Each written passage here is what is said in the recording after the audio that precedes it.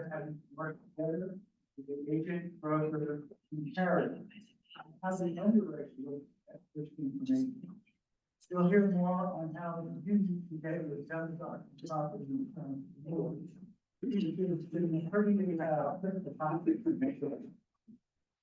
our state insurance commissioner, John Pike, is our anchor speaker. The help also share with us our insurance and wildfire, as well as House Bill 48, which is found by the government. That's the director of that process.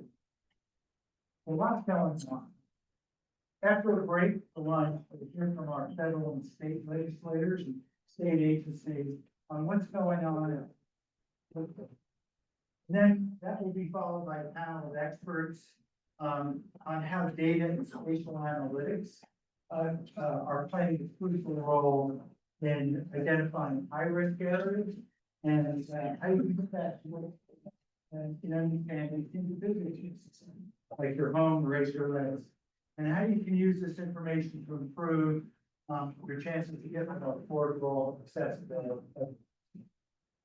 Lastly, we'll hear from the Utah League of Cities and Towns on their view of wildfires.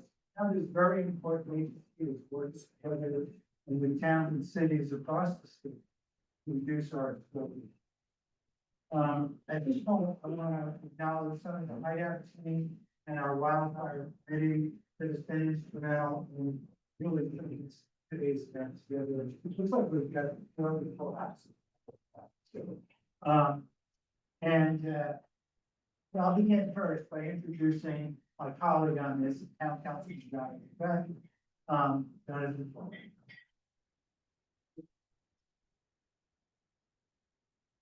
So Jonathan took the lead on getting Hideout, our first fire station, that is now operating 24/7, with temporary quarters at the moment. That will soon go permanent once we break ground for a new firehouse, which is located on SR 248, which is here, close by. So, thank you, Jonathan. Been a great holiday. I'd also like to recognize and say thanks to our town administrator, Jan Nakash, and her staff, which is sitting back here and really helps keep this organized, as well as Hideout's communications director, Helen Langen, both of whom have really been enormously helpful in organizing the day. Jan and Helen, would you stand up?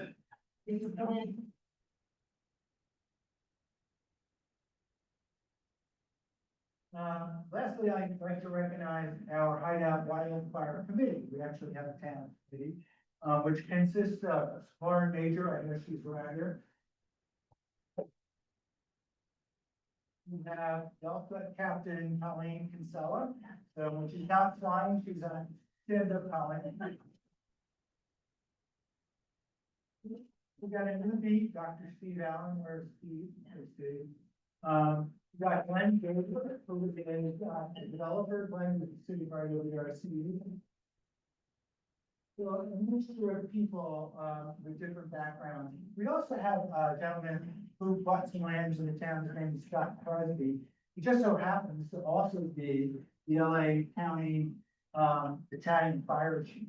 He can't be here today because I think he's testifying in court because there's so many cases going on right now in LA County. But he was, if you're around at lunch, you talk to him.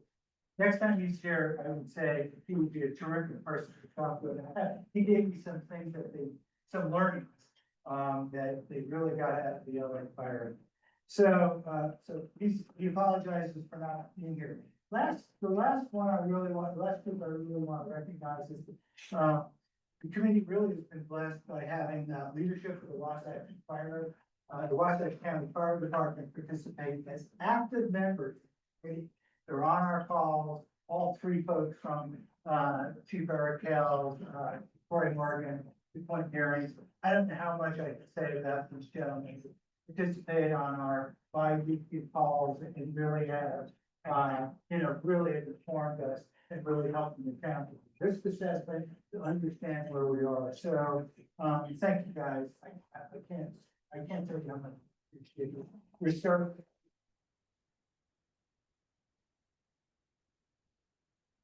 We also have, I think, well, we have some tables down here. We also have several tables. I think we're gonna have the fourth, where some of our participants will be panelists, including Green Shield Risk Solutions. Pat and Doug, you want to stand up? So, Green Shield is both a wildfire data analytics company. I got to know these guys in my former job, and I'll take that in a second. But because they run on Amazon Web Services, our former company cloud. And, you know, they're one of the leading companies in this space. They're also what they call managing general agent and another insurer. So, you know, these guys are what I was talking to. And we also have representatives from Rocky Mountain Power.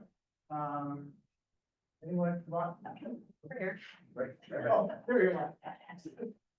Now you can see. FEMA, where is she representing? And then some people may be coming in and out, by the way. And then what's that kind of part from?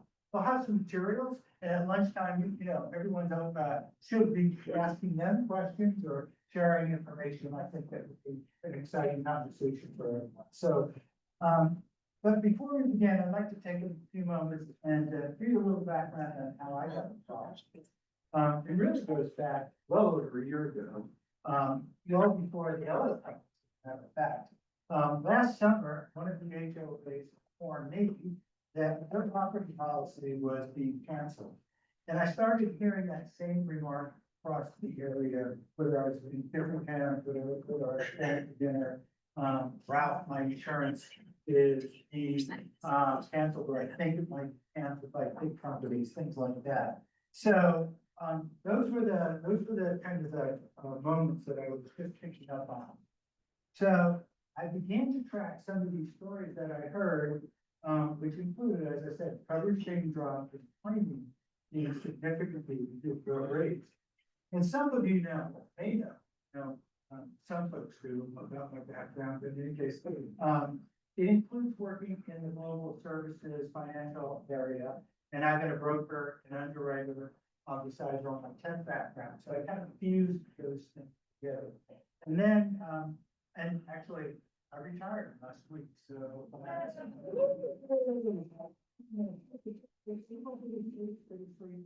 You know, it was a great job running a global virtual property and casualty business.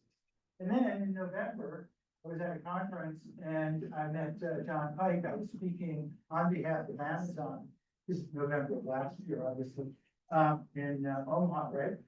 And so it was a big insurance conference. And I met John thinking, God, really, you know, all the stuff I learned during the summer that around wildfire and policy, premiums going up.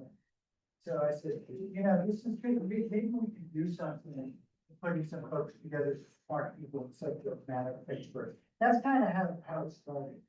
And then about 6 weeks later, what happened? When the Eaton and Palisades wildfires hit LA County, destroying 12,000 properties and incorporated like $40 billion in damage.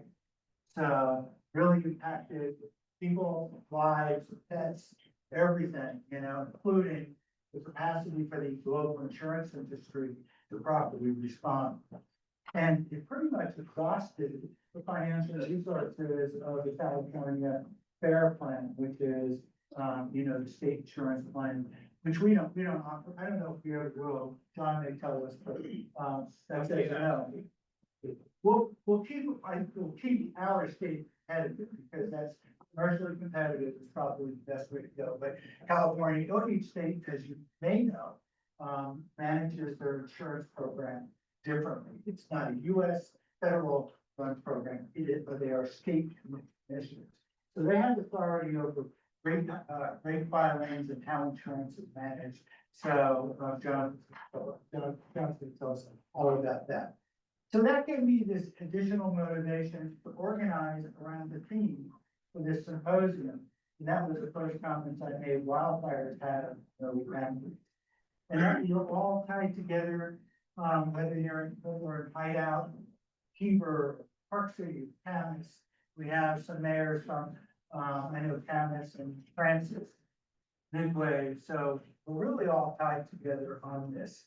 It doesn't matter what county you're in, whether you're in Wasatch or Summit County, or the next county over.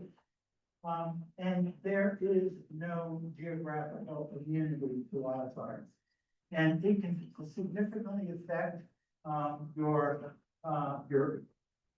family, your pets, your health and safety, as well as your valuable possessions like your home and your personal possessions, things like just your personal computer. I can't imagine if anything went up. I know a lot of that, but, and of course, your pocket.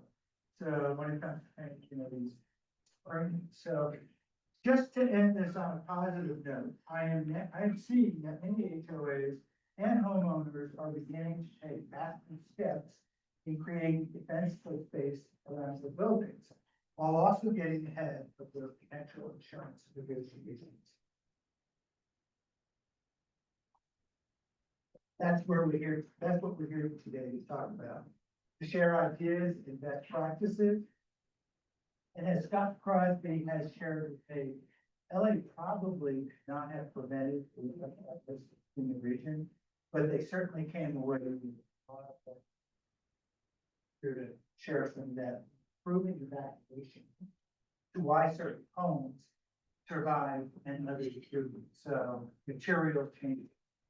There's new technologies right now in infrared cameras. I think San Clemente, where my sister and brother-in-law live, they just incorporated infrared cameras that become popular. I think Excel over here about facilities for some of the same. So lots of interesting new technological techniques that I think and innovations that we can start thinking about where it's appropriate.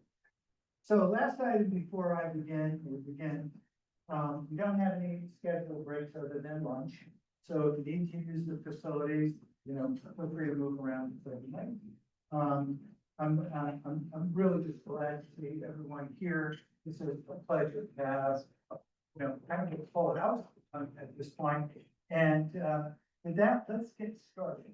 Our first panel is being moderated by Hideout Mayor Gunn, who I introduced, focuses on what fire departments are doing, their view of the challenge, how you can work with them. Thank you.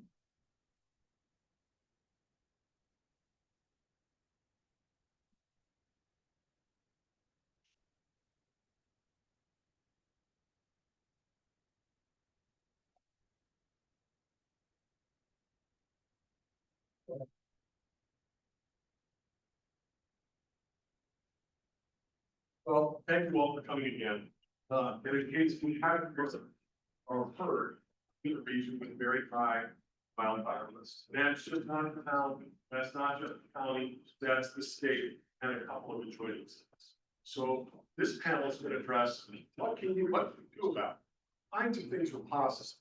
And so we have assembled a group of spatial experts and so they have them introduce themselves one by one. And we're going to get into it. Yeah, there's the map. Hey, good morning. My name is Riley Pilgrim. I work for Unified Fire Authority out of Salt Lake County, and I'm the first vice president of Utah State Fire Chiefs. Really, my background is I've been in wildland fire for about 25 years. So I've had the opportunity to travel all over the country. I've seen a lot of different things, good, bad, and ugly. And a lot of my time too is spent on mitigation, especially not just wildfire suppression. So just happy to be here. Share some things I learned over that time. I'm Scott Carole. I'm the chief of the South Summit Fire Protection District. It's the district adjoining Wasatch County to the east of us. Got about 30 years in fire service and extensive emergency medical background. Well, we are working with our residents to mitigate some things.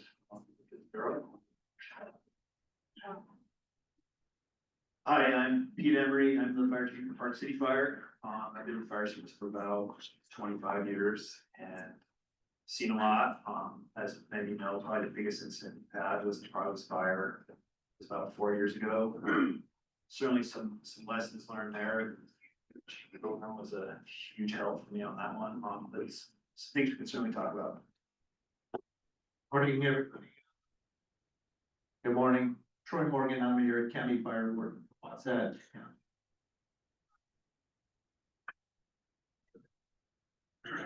Sorry, I'm on that one. Like I say, I'm Troy Morgan. I'm the county fire warden. I also am the battalion chief for Wasatch Fire District. I oversee their wildland program. I've been in fire going on 20 years, full-time as a fire warden since 2011. I've, like Chief Pilgrim, been blessed to, go out and see many different types of urban interface fires throughout my career. Learned a lot of things from all those, incidents that I feel is beneficial to bring back to, Wasatch County and surrounding areas. Yeah, thanks for being here. Appreciate it.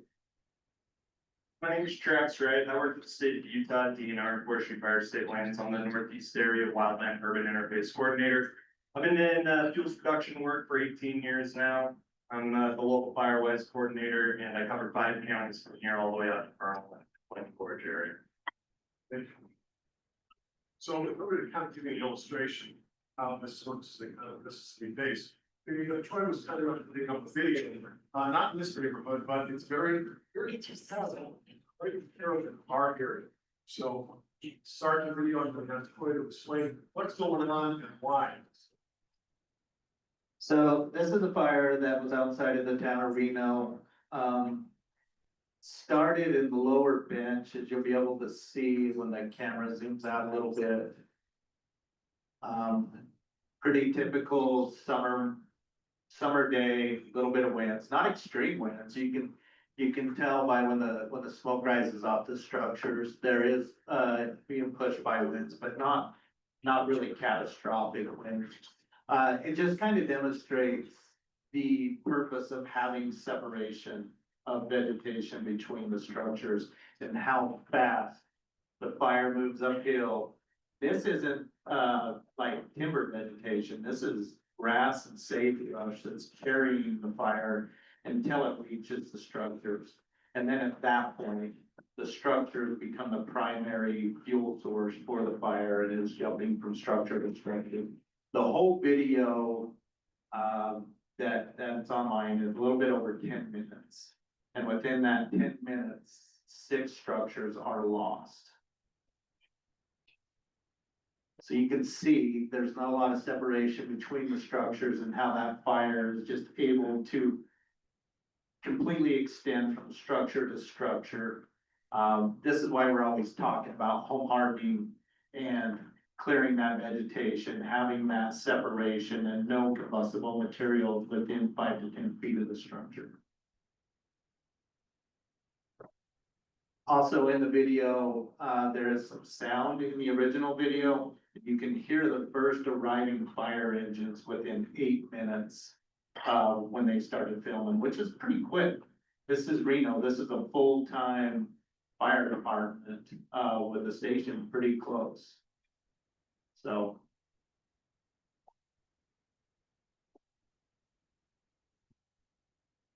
You talked a little bit about how this got started. So I'm not sure how it got started, like, there was, things that juveniles obviously started at the bottom of the hill, and in the original video, you can see a guy down there trying to suppress the fire as it's actively burning up the hill.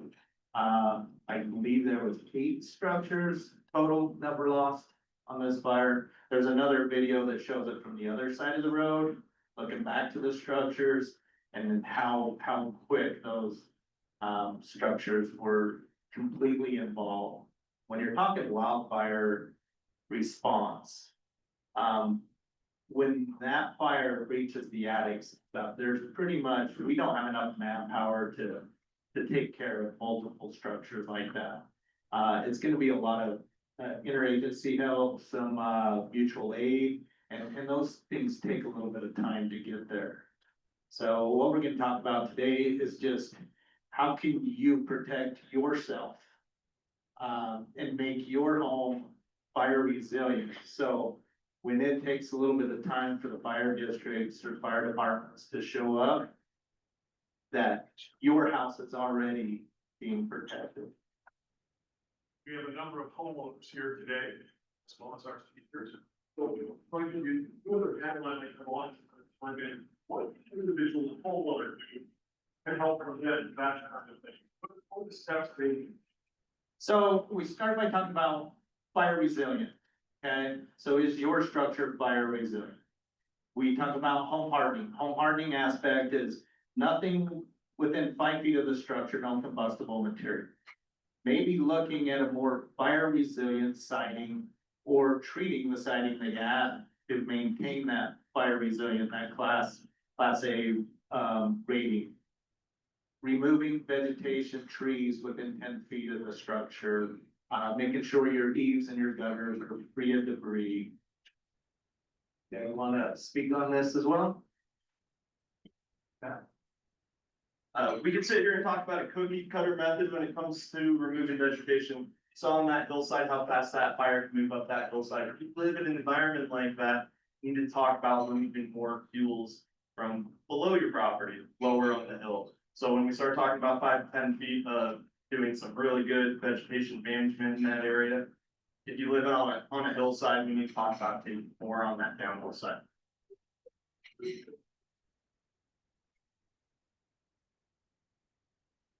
Have a situation very similar to that in my area, and I met with them last month, gonna be meeting with them again, but I basically said, you guys need an evacuation plan. The dock, because they don't have any way out. They're in dirt roads, so they're in a less improved area. I got their attention. And then I said, I'm not gonna put my guys up in there because they're gonna die. Because that area is so dangerous. I said, number 3, we're gonna call aircraft, but if you guys don't leave, the aircraft's not gonna drop any retardant on the area. And I was very truthful with them. I said, look at that scrub over there, think of it as puddles of gasoline they would throw as they came for flame rings. And that's all below your houses. So we need to work on that fuel mitigation now, and I led into fire I was talking, but I got their attention. I hope that people are paying attention, because it does concern me. I don't want people to lose their homes or their lives. So if you're, if say the same person, the ground, what do you put?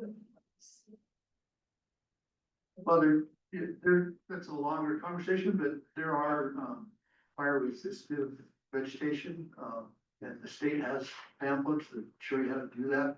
And reducing those fuels, there's all kinds of plans to do that, and then hardening your structure. I don't have enough time to go through that whole, process. But there's a lot of things you can do with your house as well. And then I like to talk about simple things like make sure your car is maintained. 3 big fires we had in our district last year were caused by mechanical problems. We had one last week was caused by a flat tire. We almost lost 2 houses. We talked for a moment, let's talk about the spacing and 5 feet of the foundation, and then with it, 10 feet. Kinds of things can the homeowner do within 5 feet, 10 feet, to reduce these risks. Well, so a lot of what we recommend is no vegetation. So like rock, some kind of decorative landscaping that requires zero maintenance, does not carry fire. We prefer to have like something that will not burn. So there's a lot of sites that are out there to do some research. If you really would like to have something that's mentioned, there's a lot of data plans to use that are fire resistant, but we strongly discourage that. If you really want to protect your home, challenge we're seeing is not being aggressive enough when it comes to defensible space and these preventive measures. So the second thing is decks and all the stuff that people attach to the house, the awesome. Well, But those also become, just like with that fire you saw, that's the number one thing, after the grass and sagebrush, the next thing I caught on fire was the deck. And all this up on the back of the house. What about mulch? Mulch, mulch, believe it or not, mulch will carry fire, especially with the situation. So the one thing people tend to think, and only understand that 5 points on what's getting in burn your house, right? But flames are the least of our problem. Now we're up against embers. So anything that can start on fire that can be picked up and carried in the wind, it's gonna be a problem for us. And so in a wind-driven fire where you have 25, 30 mile an hour winds, and you have a bunch of mulch, wood chips around your house, and those start to burn.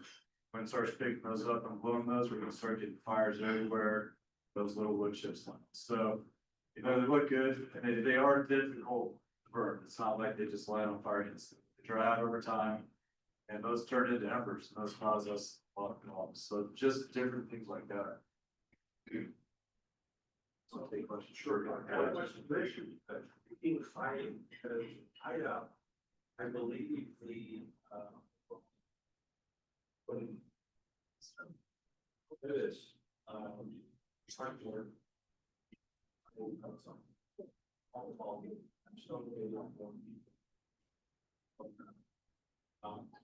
And we also have tracks of.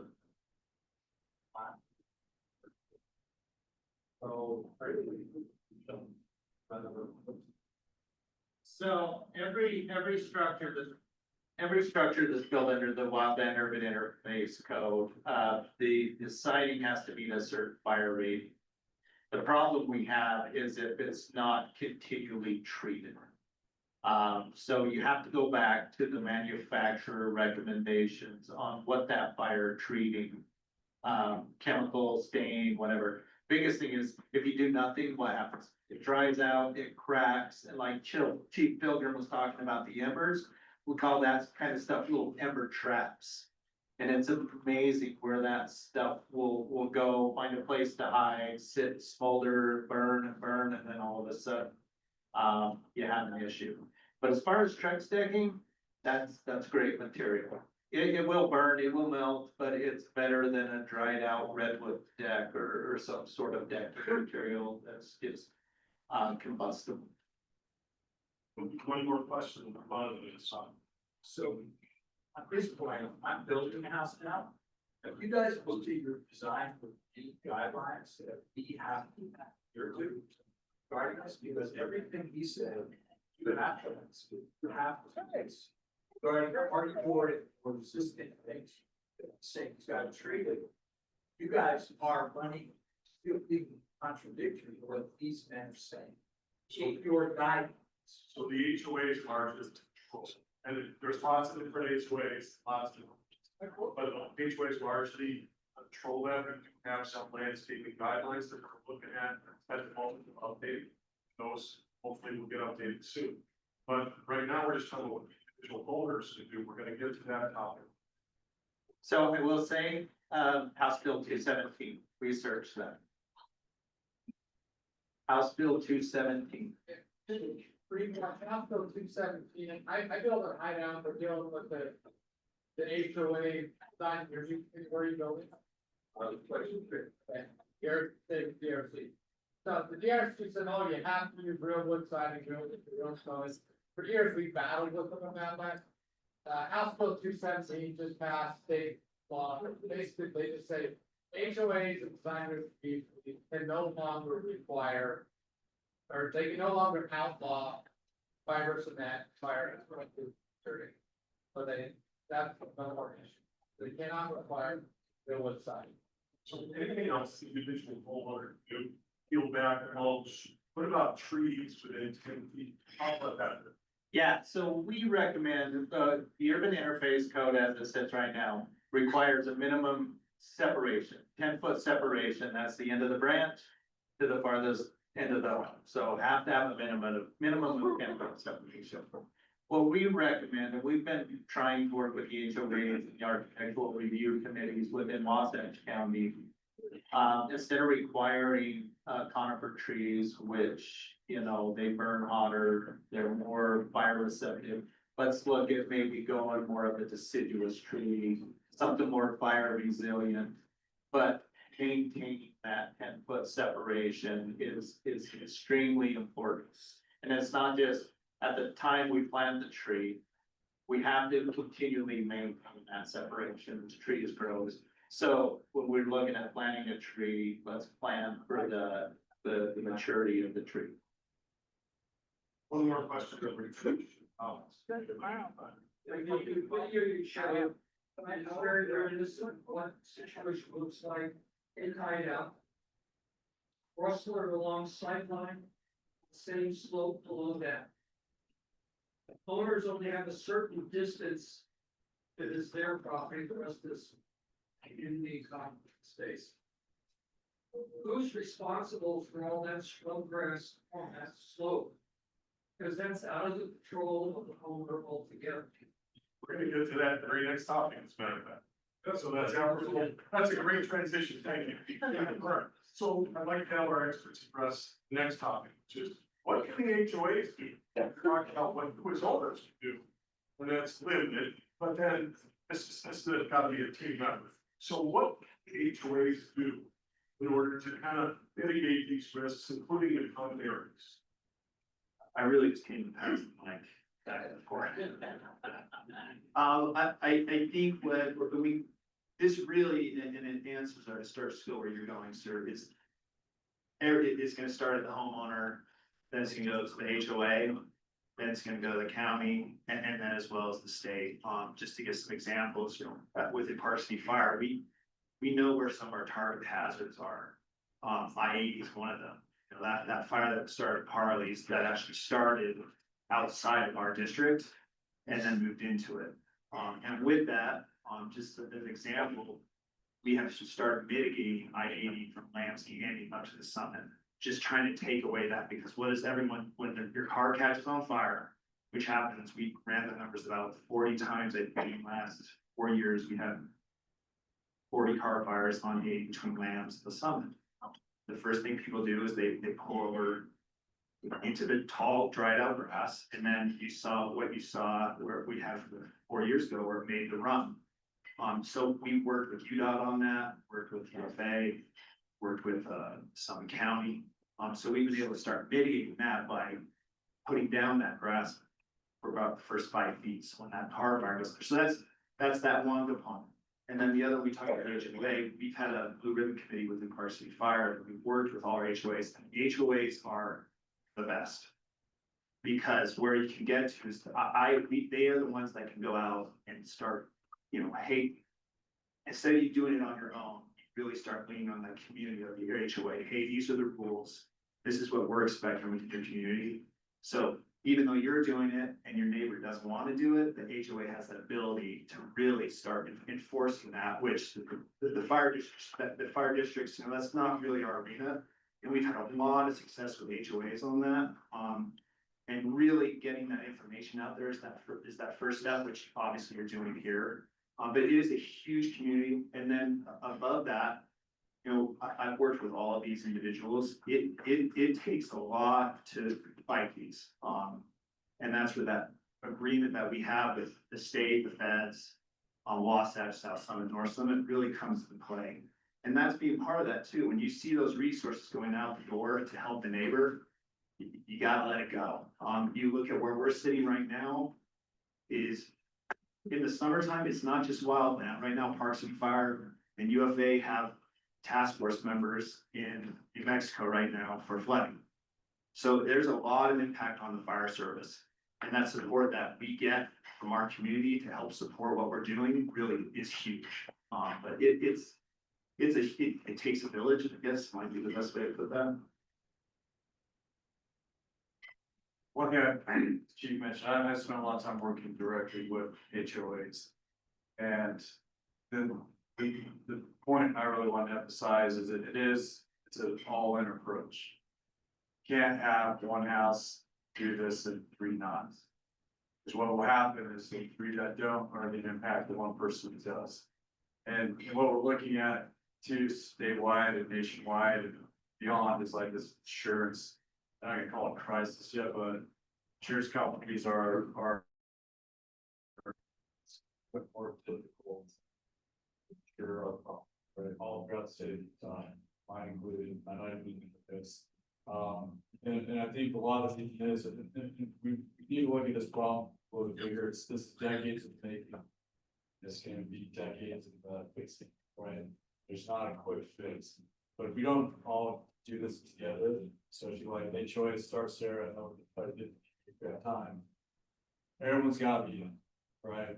Because otherwise, it's a lot of work for non-givers and other people that are not getting the same thing we are.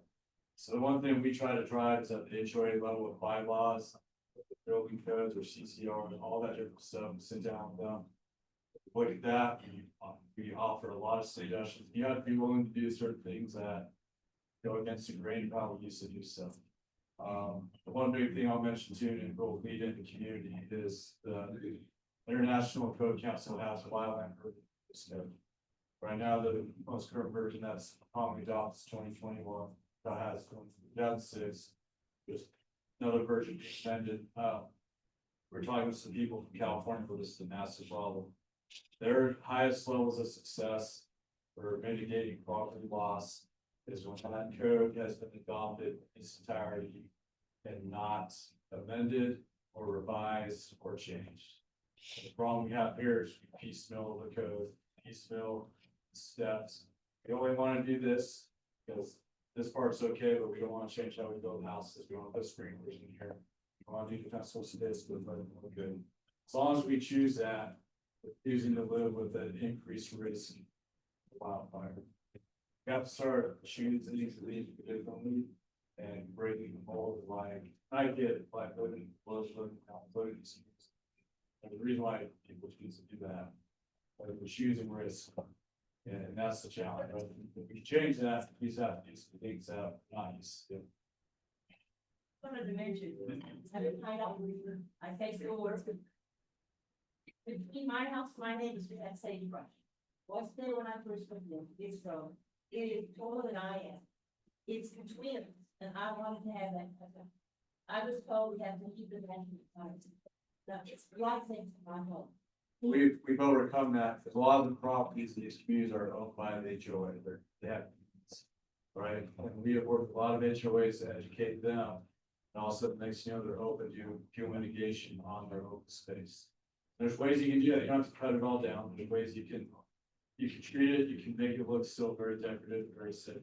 Without clear cutting everything and still reducing the fire risk, right? But HOAs have to be open, and it took us almost 10 years to work with Sullivan County, change their FCOS ordinance, which prevented removal of fuel, their interface there, right? 10 years. So these are things that take time, but we have to do some things that are against not popular things that it's not love. It's only words. Specifically with the ways to help. Working with them. Open to these ideas. No, we've actually had some pretty good response, especially from the town itself. And then getting with the master HOA and the individual HOAs and having those deeper conversations. So, yes, it's not a ship that's gonna turn in a day, but we have had those conversations. And I think, with the added news coverage of all these large loss fires, those conversations are having, and they're more receptive now than they ever have been, for sure. Sorry, this young lady back here has had her hand up for a long time, so. Thanks for it. I have HOA that wants to be technical to crowd about 5 to 10 feet back. But then there's this issue about our cities with water and some of them, where it kind of like states that they don't want hard speaks. So it comes to water. If we like decide on that, or should we do that? I don't know specifically, but I feel confident saying that both Summit County and Park City are more than willing to work with this. And I think there's a solution out there. And I think that like you've done, let's identify the issue first, then let's come up with a solution. Just to address this gentleman's point, it's owners, that is the owners, who have say how your HOA is operating. No, we don't. Well, No, we don't. once it's been turned over to the voter, it's the voter. You get to vote on who's on the board, and the board runs things. And so if you run into recalcitrant people on the board, I would urge you to get together with your neighbors and vote them out. They vote them out. And so you as owners have a say. There are 8 says depending on, you know, what stage your development is in. But you can influence the HOA. You know, you can only do so much. There are common areas that are controlled by the HOA. Technically, those you're not controlling. But you have a say with your HOA. And if they just won't cooperate, maybe it's time to vote them out.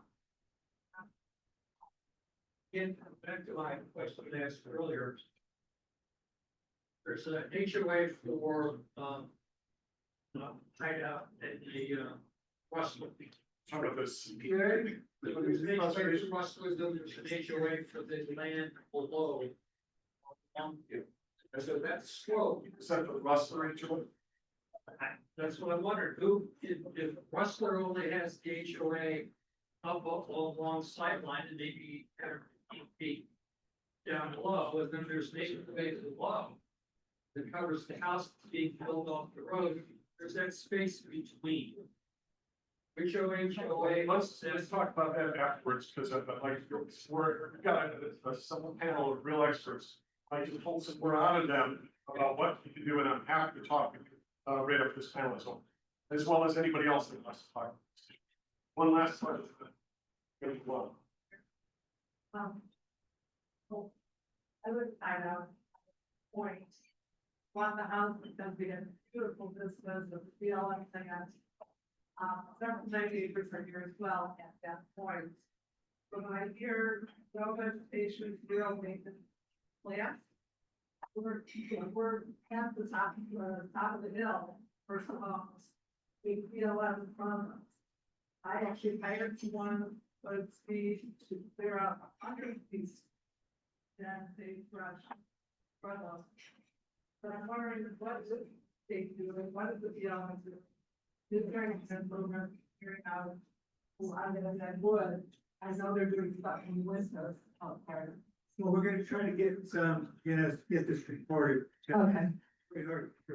And I also, I had Troy out, and Troy did a, hazard, Assessment. And we did do the mitigation, just his background. He came back out and we were moved up in the rating in terms of defensible space. We submitted it to the insurance company and they just lowered our insurance by $5,000. Thank you for all you guys are doing, but I am curious about BLM land and any kind of clearance. So I just want to clarify that the land you're speaking of is state park land, not the Bureau of Land Management, but I'm gonna turn that over to, Mr. Wright here, with the state of Utah. So a lot of the time we're looking at projects, we're looking at future projects that we can start doing. A lot of these projects that we do start going after are federally funded through grants, if not state grants, and also some other grants out there that we're able to get a hold of. But what it really comes down to is the community. It's all the neighbors talking to neighbors, creating these projects just like you did and doing all that work. And then I start seeing it. I start driving that direction. I work in 5 counties. It's myself and I have a seasonal assistant right now. I work with over 71, 76 communities at risk. So it really takes the community to start driving a project like that. And if it borders state of Utah land, we're definitely interested in some of those projects. So it definitely takes some people that want that kind of work done to start driving it for us. We kind of start looking at it and start doing that. Shift gears, we only have a few more minutes. So now I'm gonna invite all these guys to stick around, so they know what the digital file. I'll have to invite you guys to stick around a little while. How is the Firewise program, you're gonna get brief, what it does, why consider it or adopt it? What is it, and how does it help us? So the Firewise program is the NFPA program, National Fire Protection Agency program. These guys would know that acronym better than me. And that is a nationwide driven program that really takes the community onus of all the work that you've done, right, that you guys have within your community. And it creates that grassroots effect to start becoming firewise, right? So some of those requirements, some of the basics, you have to have a firewise community or a fire board. A lot of communities call them a fire board or a firewise community board. You gotta come up with a community wildfire protection plan. And then that also kind of drives your HOA in a direction on getting fuels treated or other events that you might want to work on, like prevention, or working with the fire department on getting the new fire station, right? The way I understand it, kind of in that your guys' area. And then with that, I know there's some opportunity with some insurance companies, USAA being one of them, you will get a discount for the community becoming firewise. Becoming firewise is a great opportunity for communities because it gives you guys good information. There's anything you could want to know about doing defensible space or home hardening, or cool YouTube videos, watching fire burn down structures, how they catch fire. You can find those things online right there. So you're getting all these resources that are, and when I say cookie cutter method about removing our vegetation earlier, you get those great cookie cutter methods of what the community needs to be doing down to the individual homeowner level, including just people that own property with no structure on it. So there's some benefits when becoming firewise, and it makes you more competitive. I don't know how many people work with grants out here, but when you guys are competitive, when it comes to grants, being firewise, you guys are showing that you're doing the work out there and that you guys care, which makes it more competitive, and we can leverage those dollars that you guys are spending to get more funding potentially in that area. Anything else about how you get started on a program like this? So just how do various communities get started on the program and who do they work with? Yes, Jim. So if you guys are interested, I would push that up to your HOAs, and we're happy to meet with them, and it all starts with that fire hazard assessment that the fire district offers. It's free service. Go on our website, fill out the form, will come out, either myself or our on-duty crew come out, meet with you, go over a few things. And then it's just having the conversation at that bigger HOA level and coming up with a plan. It's your plan, what you wanna see done, like when he's talking about fuel projects. Deciding what's the biggest risk for your community and then making that a priority and going down that road. So I would encourage everybody to, if you are interested, go on NFPA.com, look at Firewise requirements, and really start pushing your HOAs to become a Firewise community. Because it's only gonna help in everything that we are seeing here with the insurance industries and stuff like that, so. Anything else or other members of the panel on this? I just have one last thought for myself, just kind of along the lines of Troy just shared, is really make this happen, you gotta improve your relentless and you gotta push your HOAs. The success that I've seen, people have not given up. It kind of calls farm folks, one or two people who get a few more people on board. They push and push and push and push until HOA basically they give in, right? That's what it takes. And I've seen this, I've worked with communities where they have taken 5 or 6 years to finally orchestrate and make a change. Right, so you can't give up. The second thing is get educated. There's a lot of websites out there, fire dept communities, living with fire, Ready, Set, Go, Firewise. There are a lot of resources out there for the homeowner, right, to get educated, understand what the risks are, and the steps you can take to mitigate those. That's really what it takes. You gotta bug us, you gotta bug the HOA, you gotta be a thorn in their side. If they don't wanna change, you gotta push for that. And I've seen that all over the place in big HOAs. That just like I'm hearing in your frustration that slam, don't know who's in charge of this, we can't get them to do that. Those people have not given up. And side, eventually they start winning people over, they start seeing bigger picture. So it's not a flash in the pan. This is a long time, long-term, long game kind of effort. That takes a lot of persistence and education and understand what the problem is. So it's gonna be really hard to get people on board. You just go on their own frustrated. right? You gotta have data, you gotta have facts, you gotta have information. What people are looking at, so that's where I see them be highly successful. And I will just say one more thing. So for the citizens of Wasatch County, I am your fire warden. I will be your advocate for whatever you need. As far as wildfire safety, if you're having a hard time, you can call me anytime and I will be your advocate and try to address some of these issues and help this move forward, because it's important to you, it's important to us, and we all wanna be safe and not see a large loss, catastrophic fire within Wasatch County. So we've run out of time for this segment, so in my view, there are 4 key takeaways.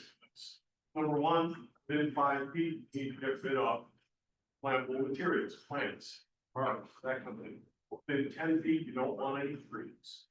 The owners need to start pressing the HOAs and where they are, you know, reluctant to get involved, but it's time to start voting them out at the next meeting. Get with building. And lastly, see the fire waste. So I'd like to thank everybody at the panel.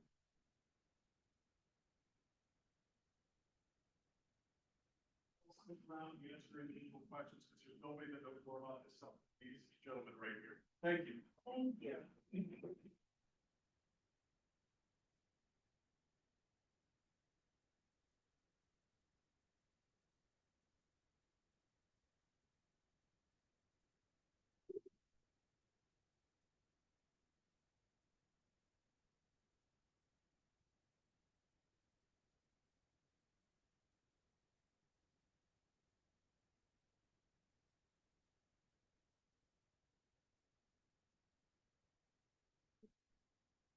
All one word.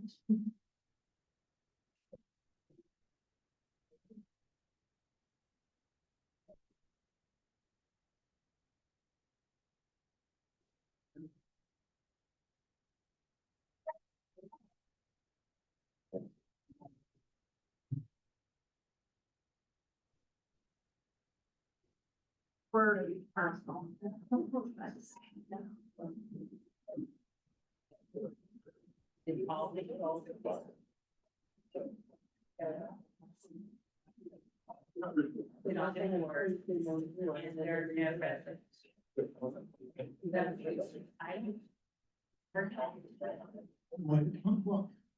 While you're all looking around.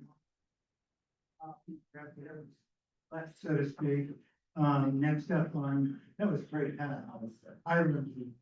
And thanks, nice work, fire chiefs. By the way, Travis, so wherever you are, we have filed in Hideout for wildfire community, so we're writing up that document, but I can use your help on some of the questions, right, which are actually difficult to answer. So I'm so glad that everyone, you know, has a tip. Great, good. Next up is Jonathan Cali, State Insurance Commissioner, who really managed about this entire state insurance program. The company worked within us, the way so many good.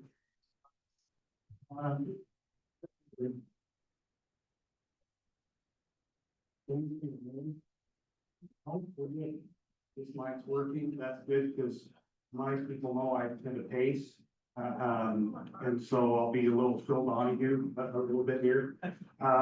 Which to start with, let me just mention, I have with me today from the Utah Insurance Department, Tracy Klausmeyer, raise your hand, Tracy, who is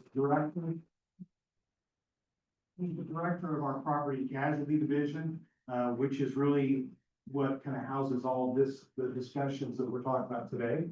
And also Jennifer Heaps. Jennifer, raise your hand, who was on our executive meeting. The assistant works closely with me and with our deputy commissioners. So we're so happy to be here today. And as the mayor said, this has been in the works for a long time on your part. I applaud this effort.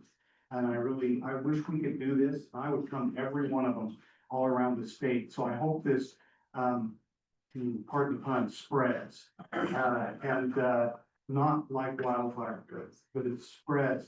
Got to do a similar thing in Eilers, Utah, which is close to where I live. I live in St. George. I spent the first 30 years of my life in the Mill Creek area, just down, the mouth of Parley's Canyon, and grew up there at the Skyline High School at University of Utah and Westminster College.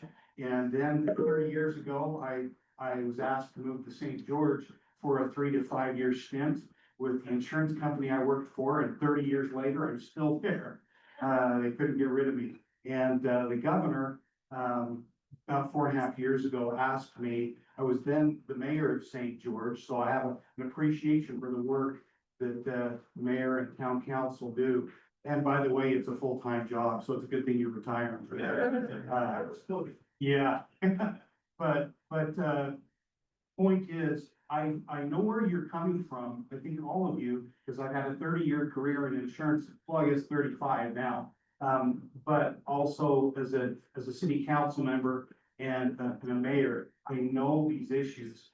About 25 miles from my home is where the Forsyth Canyon fire is in Pine Valley, which is a place, I don't have a cabin, but I have a lot of friends that do. Several have lost those homes in the last month. I saw it the first night that fire was really visible. And I was driving home from Salt Lake on a Thursday night, and I saw it, and I said, that's over Pine Valley, about Cedar City at the time. I said, that is gonna be a problem. And we better get it out quick, but it's so hard, especially in some of these crazy terrain fires. Is the fire chief was just saying, it is risky for everybody to fight those fires until you have air support. Not a lot you can do in some situations. So, I, especially since over the last 4.5 years, Tracy and others have ruined me. Because now everywhere I look, I see risk. And so I was driving through your valley. I spent a lot of time in Midway. Anybody from Midway? Pretty sure Midway planners.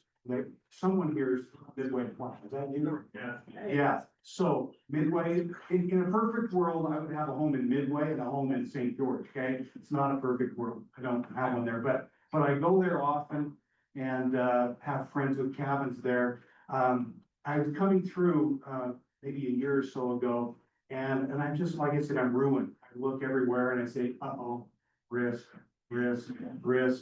and I'm ruined, just like all of you. But we can do, with what we know, we can do some good. In fact, this panel that just took place really said enough, I should just sit down. But maybe a little bit of perspective from the insurance department. And I'm gonna kind of hustle through some of this because it's a little bit just to get you familiar with the insurance side of things a little bit. Kind of where we are and where we've been. This is a little bit about our market. In terms of the traditional market, these are the insurance carriers we call them in the accepted or the traditional market, okay? So we regulate them pretty highly, but not like California or Colorado. If maybe that'll kind of give you some idea. But I will tell you this, my friend Ricardo Lara, who's the commissioner of insurance in California, has been changing some of their regulation to be a little bit more like Utah.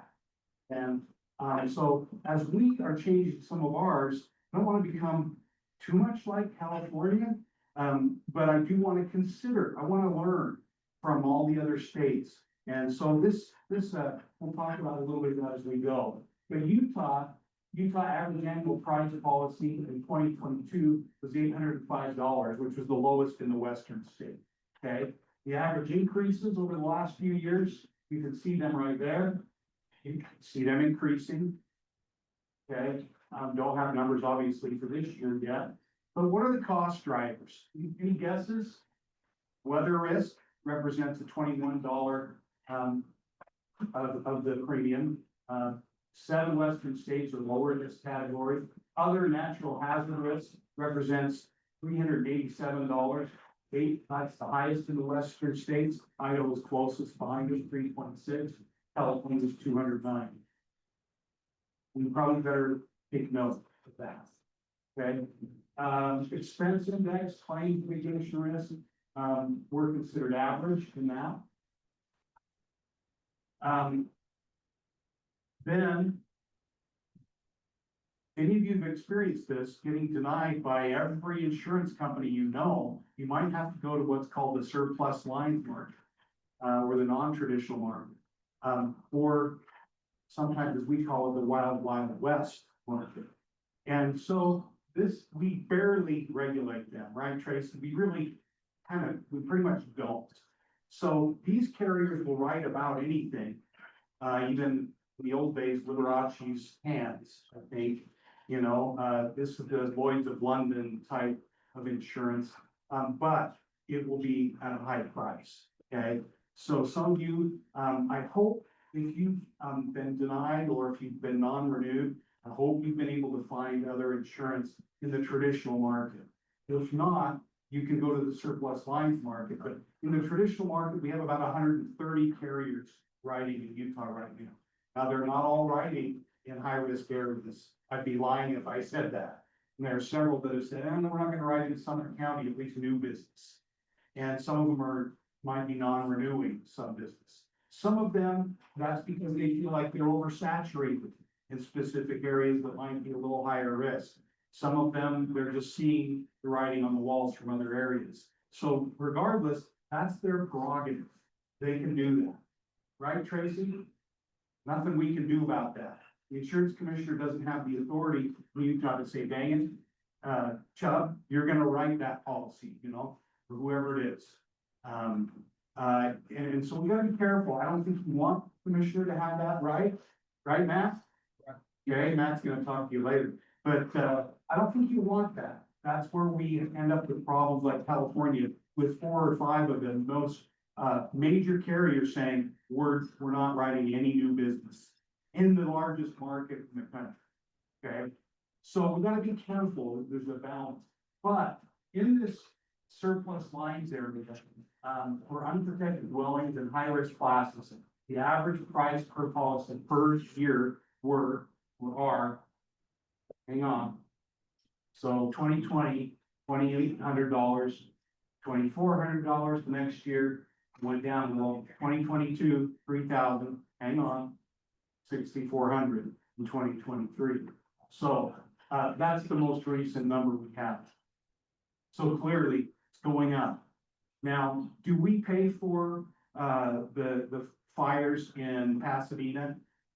Well, not directly, but hey, they're gonna learn, right? They're gonna say, wait a minute, how similar might it be in Utah?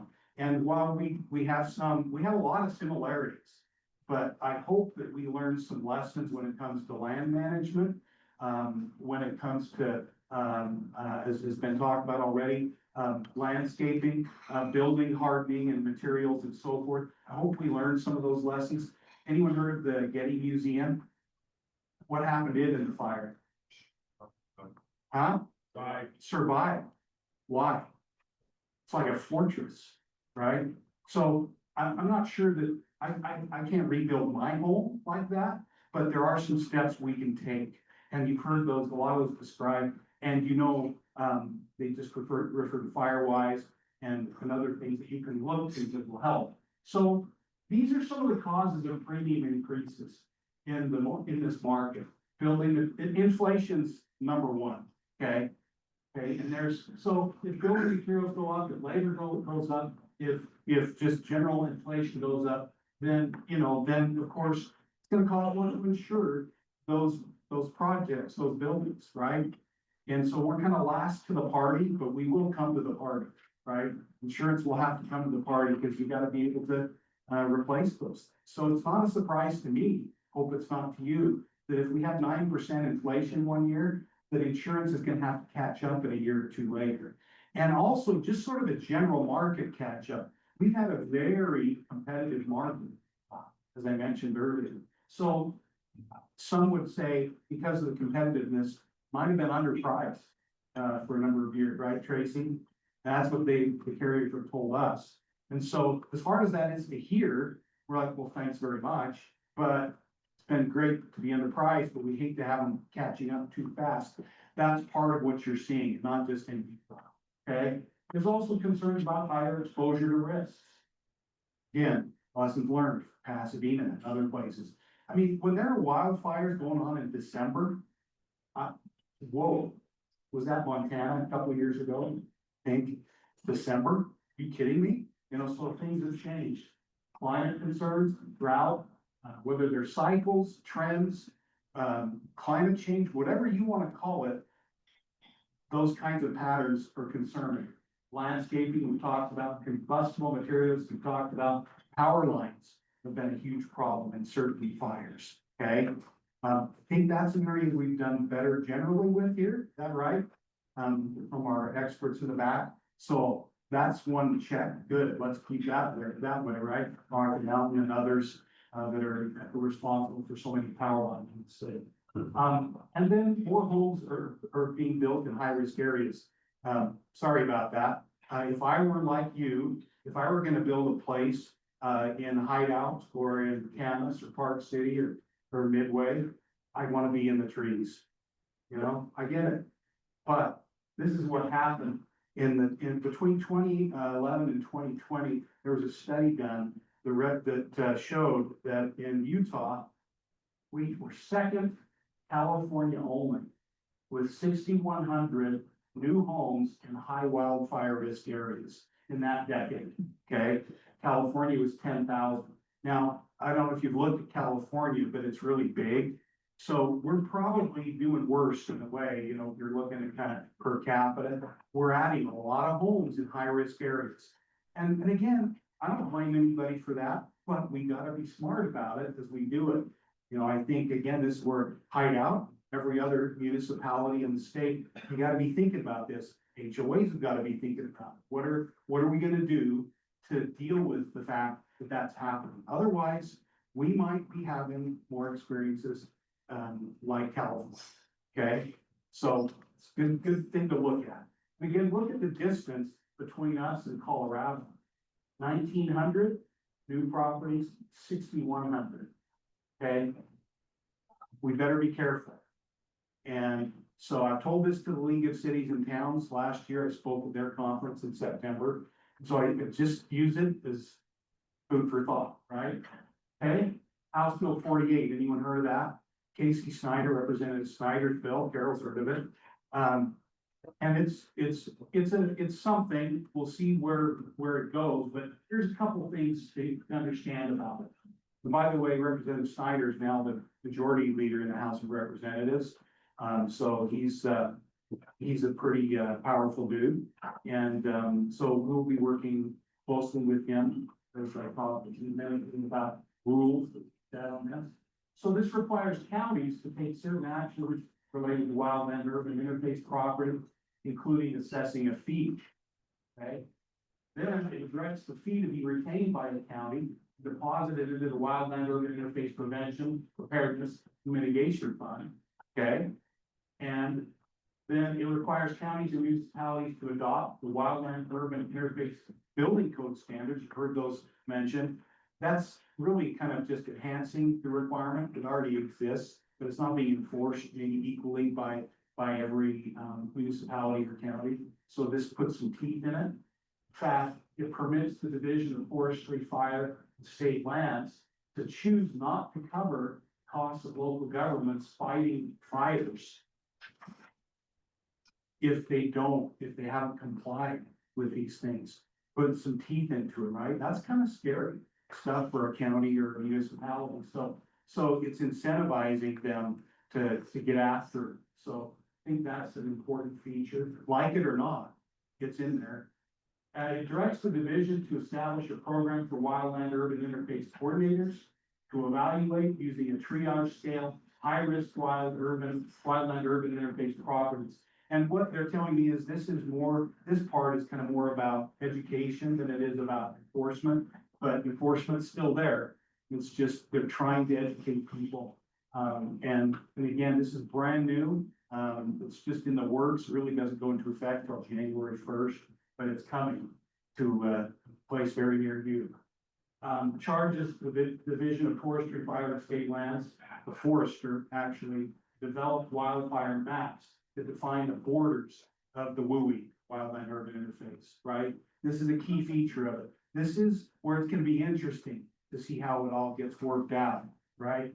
Because the last thing is, it authorizes the Department of Insurance to make rules to kind of specify, to provide the detail of the bill and how it's going to be enforced. To preserve or to comply with legislative intent. That's where we have to read their minds.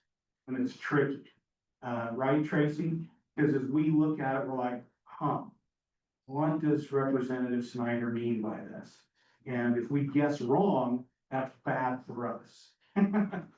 Or he'll just, do another bill next year and fix it, or he might change my rulemaking ability. So we have to work with him to make sure that we're doing that in harmony. So that's probably one of the most important things to understand is this is really representing start of the year, kind of a new day in terms of at least the WUI and those boundaries and how insurance companies, what they can do. At least they have to recognize what is in a WUI and what is not. That's the gist. So potential mitigation, I'm gonna zip through this because again, you know this, but we've talked about it in the previous panel, but considering changes to land development at the local level, that's up to each jurisdiction. Encourage use of fire safe landscaping and buffer zones that talked about. Consider fire safe construction. Got to do that early on. Certainly you don't want wood shake shingles anymore, right? Promote programs such as Firewise, which was mentioned. And there are 32-ish, last time we checked, Firewise communities currently in Utah. It's a good designation to seek. Utilize Insurance Institute for Building and Home Safety, IDHS. Fire departments know about this. Probably that's something we ought to do is do some of those, get them to kind of do some of those demonstrations because it's really telling. We should probably look at doing that. Tracy and I went to one in Idaho, Boise, a couple of years ago. It was incredibly enlightening. But if you go Google them, IDHS, there's a lot of resources you can find there. And then HOAs really need to allow the mitigation efforts. You've already heard, I think we have to be aggressive. Another way you could say it, someone said it in a different word, but sometimes it takes a zealot or a group of zealots to get things to happen. And I use zealot in a good way, to be very, to just persevere, keep after it. Be nice at first, be educating at first, and get grumpy and even, maybe even legal if you have to. And I think you have partners at the state level, as well as the county and local level, that will help you with some of those things. And certainly the Department of Insurance will speak to it and corroborate where we can. Consumers need to understand their responsibilities in this as well. And as you heard from my seatmate here, sometimes when you do your work, you might not only see your policies not go up in terms of premiums, you might see the premiums go down. That's a great example. So glad to hear that. So my time is up, but I would, as someone mentioned, and the mayor mentioned, FAIR plans. If you haven't heard of those, really what they are is an insurer of last resorts created by usually the state. Now, when you set those up, you gotta understand they're either funded through taxes or they're funded through insurance companies. Now, insurance companies aren't gonna just pay for that, right? They're going to pass along in higher premiums. So we have to consider that. The other thing about FAIR plans is 33 states currently have them.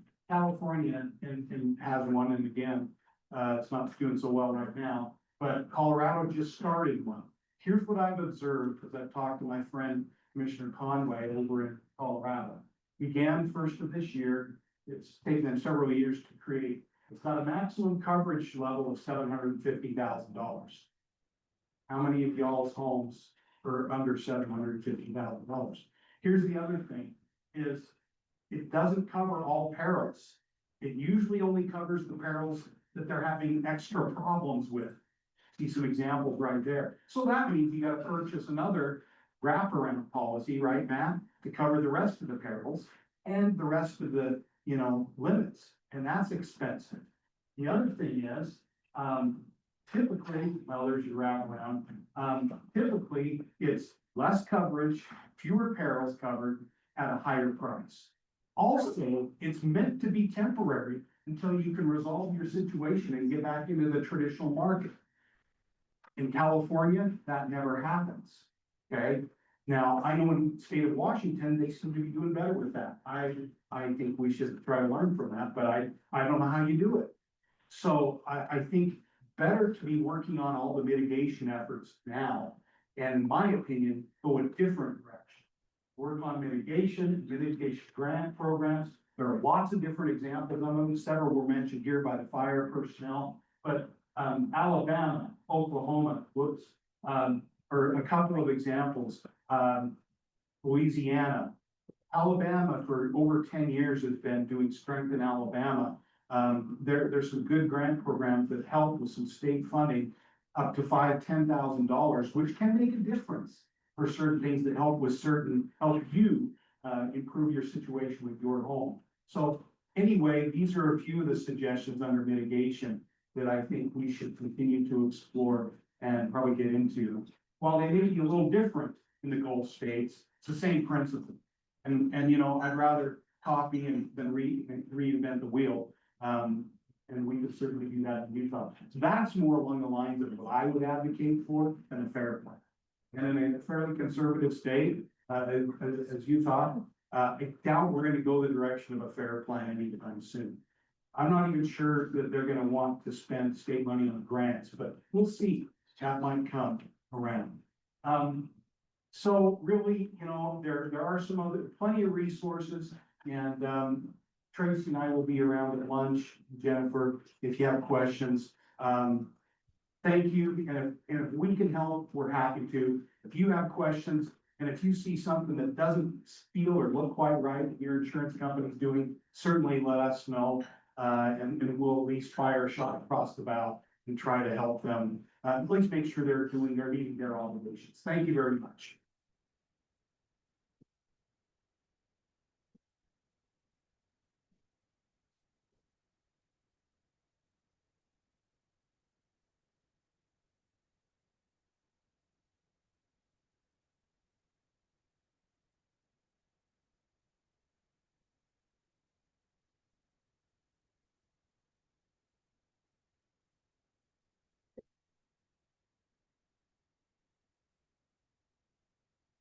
We're great.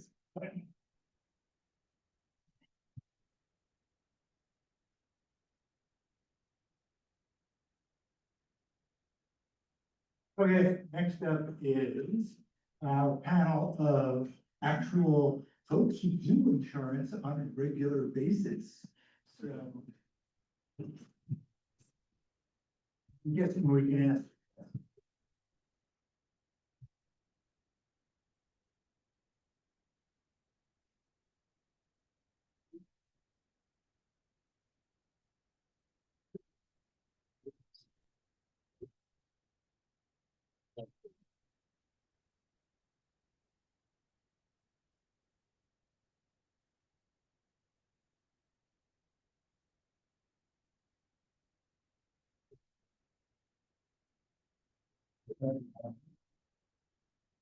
Thank you, John. That was really terrific. Love to learn about all the things at the state level that we're doing, which is really different than so many other states, so to speak. I think we have a unique proposition here. And if anybody doesn't know, Utah has the second most captives, which are insurance companies often form. You see, I see Carole sitting cool. Captives are insurance companies formed by private entities for the most part to be those corporations, groups. And that's another stimulus in the insurance industry. And before we get to the panel, one of the things you talked about, you mentioned inflation. There's a term in insurance that's been going around for a while called social inflation. it sounds like something social, but it really has to do with what carriers and reinsurers are dealing with the industry, which is the cost of inflation for the claims typically, which include the cost of the claim, includes the materials that are skyrocketing. So I know I was talking to one of the senior execs over at Munich Re that, number one concern is social inflation at the reinsurance level. So and if everybody heard the term reinsurance is insuring the insurer.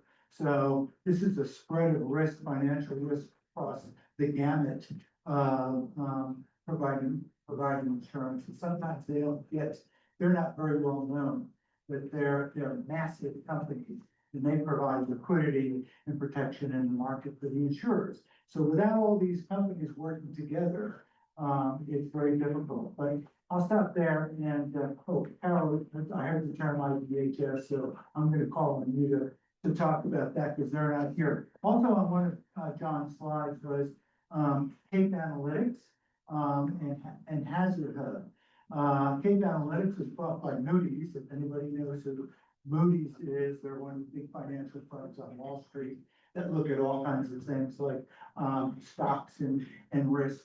Maybe obviously you know that scenario. And then Hazard Hub was the senior vice president of Hazard Hub will be here first thing, second thing this afternoon. That's owned by Guidewire.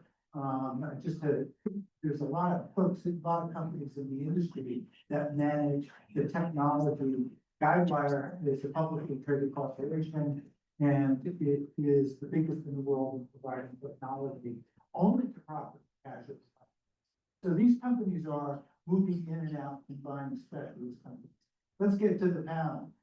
We got Carole Walker from Rocky Mountain Insurance Association. You can get from Doug Huntington from one of the top 5 brokers in the world, and Matt Child from our own insurance association in agents in Utah. So why don't you go around and introduce yourselves and what your area of the insurance market that you focus on. Carole, let's start with you. Thanks, Mayor. Carole Walker. I am the executive director of the Rocky Mountain Insurance Association.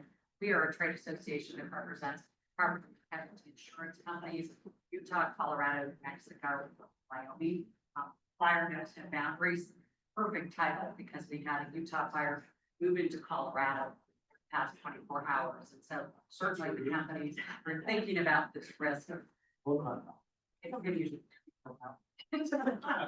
John was looking. I project, for the recording. The trick is.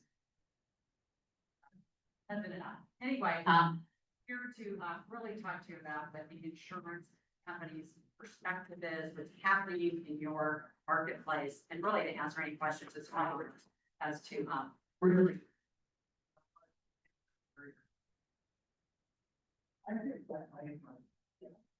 Not me. Definitely not, Carole. You've been told. I'm going to turn this one on. Hi, I'm Doug Huntington. I'm the property practice leader for Hub for the West Coast, the Western Territory.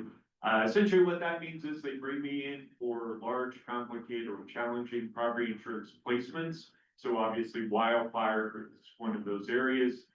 Essentially I don't get the easy renewals or easy accounts to work on. I only get the stuff that's really challenging. So one of my goals is always to keep a placement in the retail market. The retail market is like the insurance you've heard of, you see advertised on TV, stuff like that, as opposed to going in the E&S markets or to London, because that's going to be more expensive.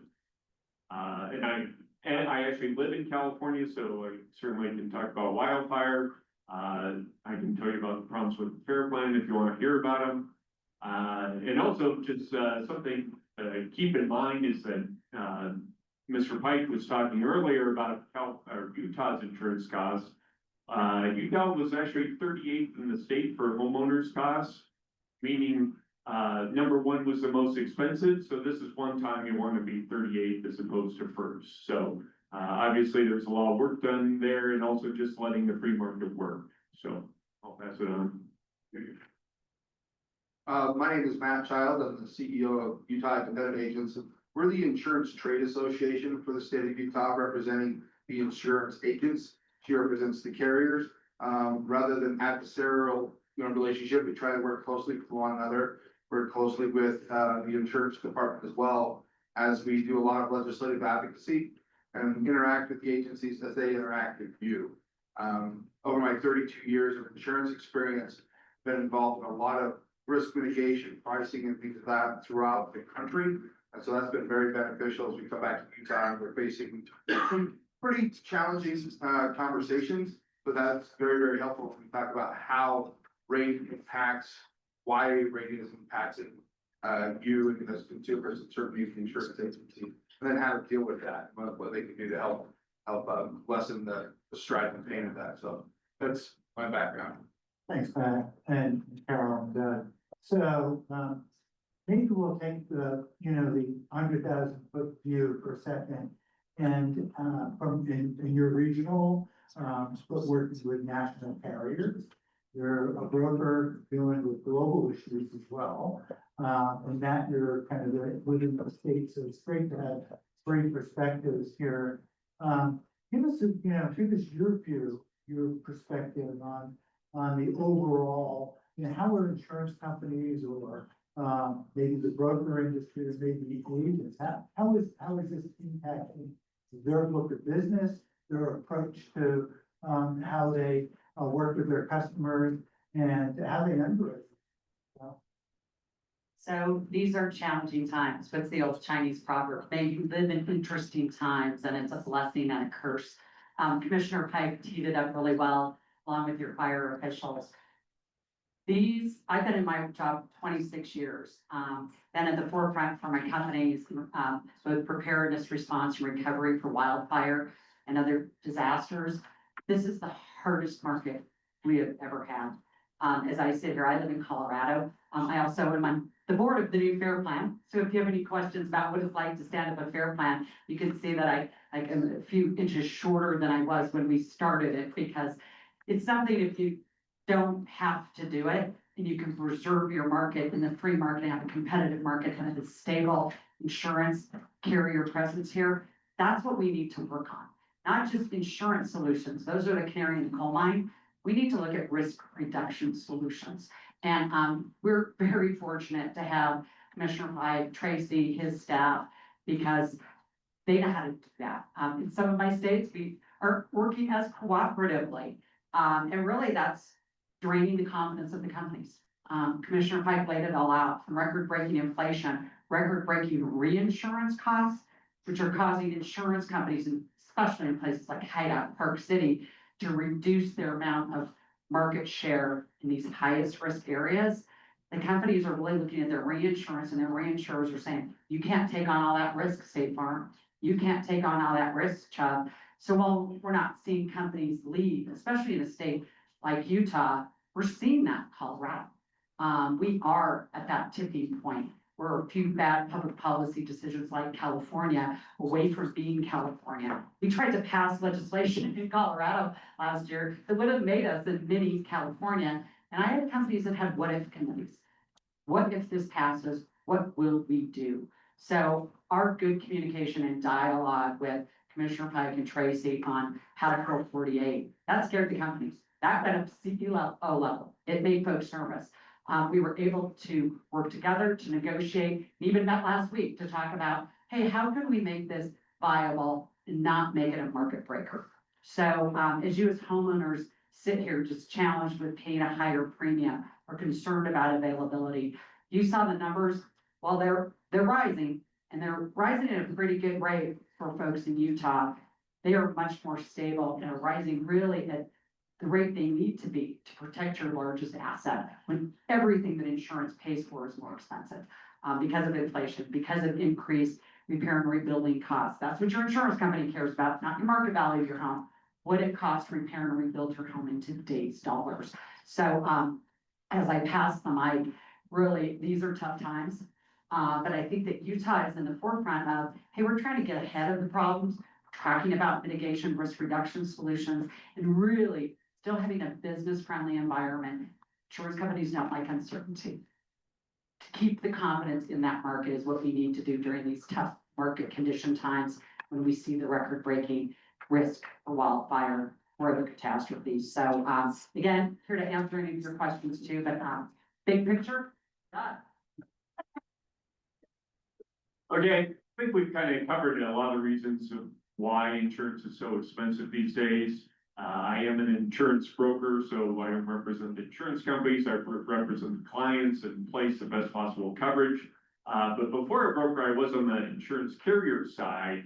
And one big change I've seen is that before, no one was really talking about wildfire, even in California. I mean, it was an issue for a few people who lived in the, you know, they had a home in Tahoe and they had big trees and occasionally there'd be a wildfire. But it wasn't a huge issue. And frankly, if I told someone I worked in insurance, I wouldn't really get any follow-up questions at all. That'd be like that in the conversation.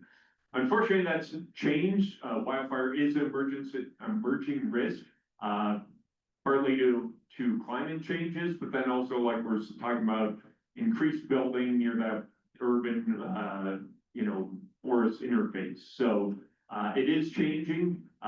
There was no such thing as a wildfire score 20 years ago. Now there's different mapping tools available. And that one way that comes into play is that if you get declined by one insurance company, try another one. They may use a slightly different mapping tool. There's several different companies supplying that information. So what one may consider like a 50, another considers a 30. Normally you don't want a really high score, so the lower the better.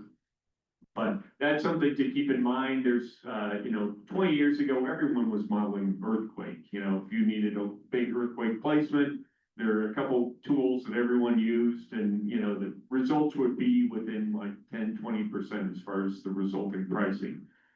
Wildfire is changing and a lot of the carriers are saying, data that's 10 years old doesn't really apply now because there's been either changes in costs or changes in weather. So we can't even use, like, insurance is based on, a lot of people know, they look at, it's a big pool, and that's how they analyze and price the risk for your individual policy. They're saying that the data from 10 years ago, it doesn't represent the current exposure, so you're seeing different tools being used. But essentially, it's a wildfire risk, it's a changing risk, and the insurer's responses are going to be changing as well. So that's just something to keep in mind. And if you do get non-renewed, then start shopping immediately and go to all the retail markets you can. And then if that doesn't work, of course, then you're stuck with the ENS or London markets. My colleagues have really covered it. Commissioner Pike really covered it. As a consumer and someone that as an advocate for agents and consumers as well, I think I'm going to open my comment with kind of, so what? As homeowners, you guys are going, but so what? My rate stinks, they canceled me, that's a me problem. So what? So my response to that is call an independent agent. Because you can call other agents and they have one thing to sell. It's like going to Target and saying, well, they only have one thing to sell. That's not a great score. An independent agent's gonna represent 14, 15, sometimes 20 or 30 carriers. To my colleague's point, those carriers all have different appetites based on what they want to accomplish and what their goals are. And we all would love to just set it and forget it because by raise of hands, how many people here love shopping for insurance? Right? You love it, yeah. It's like, hey, I want to sit down with my wife and call 5 different people and tell them the same 10 things. No, nobody loves it. I don't love it, and I've been doing it 32 years, right? But to sit down with one of those agents and say, hey, this is my issue. And if an agent says, I can give you a quote in 10 minutes, well, likely that's garbage, right? Because if they really ask you all the questions that they need to know about you, because I can go around the room, I can find out, oh, well, you're into golf, you're into collections, you've got camera equipment, you've got other, everyone's a little different. Everyone's risks are a little different. An independent agent's gonna allow you to have that conversation to cover it adequately. And then next year, when the carrier's appetite changed, any of us who have had kids knows that apparently chicken fingers are great today, but they are the devil's food tomorrow, right? Agents and carriers change their appetites a lot. And so going back to that agency and saying, I need help finding the right risk. and they're gonna give you the latest information. They're gonna be up on it. You know, we try to stay connected with all the large brokers, certainly the carriers, but the reality is those independent agents are in the exact same boat as you. Despite what TikTok or Instagram or everybody else will have you believe, they don't keep your premium. They get a little commission to write your policy and help you figure out what's best for you. That's what they get paid. So the vast majority goes to the carrier. The carrier has to have enough of those policies to offset their losses. And sometimes in areas where we don't have a lot of people, the carriers get worried about, well, I've got 40% of the homes in that area. That's a problem for me. Now, it's not personal for you. You take it personal because you got canceled, but they gotta say, hey, I need below 20%, or if I have a fire at Midway, I'm toast. The whole company's gone. So they're not gonna do that. So understanding and talking to that independent agent that has opportunities to spread that risk around, not only in their own agency, but with different carriers, is gonna be really, really beneficial and important for you, because this is not going away. This is a huge issue. It's gonna continue to be a huge issue. And it's something that you need to consider when you're looking at how you wanna have your home and your assets properly insured. Oh, sorry.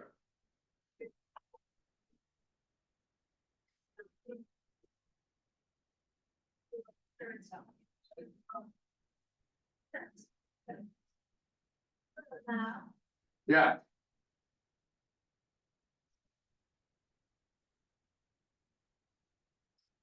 Yeah. A lot of, so her question was, her HOA says they've got to cover all the properties. And so that allows it creates a struggle for spread of risk. And that's right. Well, what you don't get is the HOA is probably not covering all your contents. There's certain elements of the structure probably aren't covered, improvements, etc. So you still need to do that, and that can spread the risk. The HOA is going to be looked at by the carrier as a 1, not a 50, because it's one large commercial risk for them. So that's a 1, right? Now there might be 50 buildings associated with that risk, but just like a commercial auto fleet, well, I might have 200 cars in that commercial auto fleet when I'm doing business with the trucking company. That's a 1. Does that make sense? So from a carrier perspective, from a commercial exposure perspective, they're gonna look at it. And if it's in a very difficult place, they're gonna probably come to Hub and say, figure out how I insure the 1, which has 50 places. But it's a 1 versus State Farm. Well, State Farm doesn't want 60% of the homes in Deer Valley. Because if there's a fire in Deer Valley, that's a ton of risk. And so they want to spread that around. But the commercial carrier is going to look at your HOA and ensure every townhouse or condo or outbuilding in that space, they're going to look at as a single risk. They may not want to do the one next door, the next HOA, or the HOA, 2 or 4 miles down the road. They may not want to do that. So a lot depends on your structure of your HOA and the insurance requirements of that HOA that they need to comply with it. And I've seen HOA laws change in the past. We're like, okay, now the individuals, property owners need to go get their own insurance. That can happen. And so if you're concerned about that not having enough coverage, again, like the gentleman here, you need to have HOA conversations with the board and say, can we change that? Because I'm concerned about how that impacts me.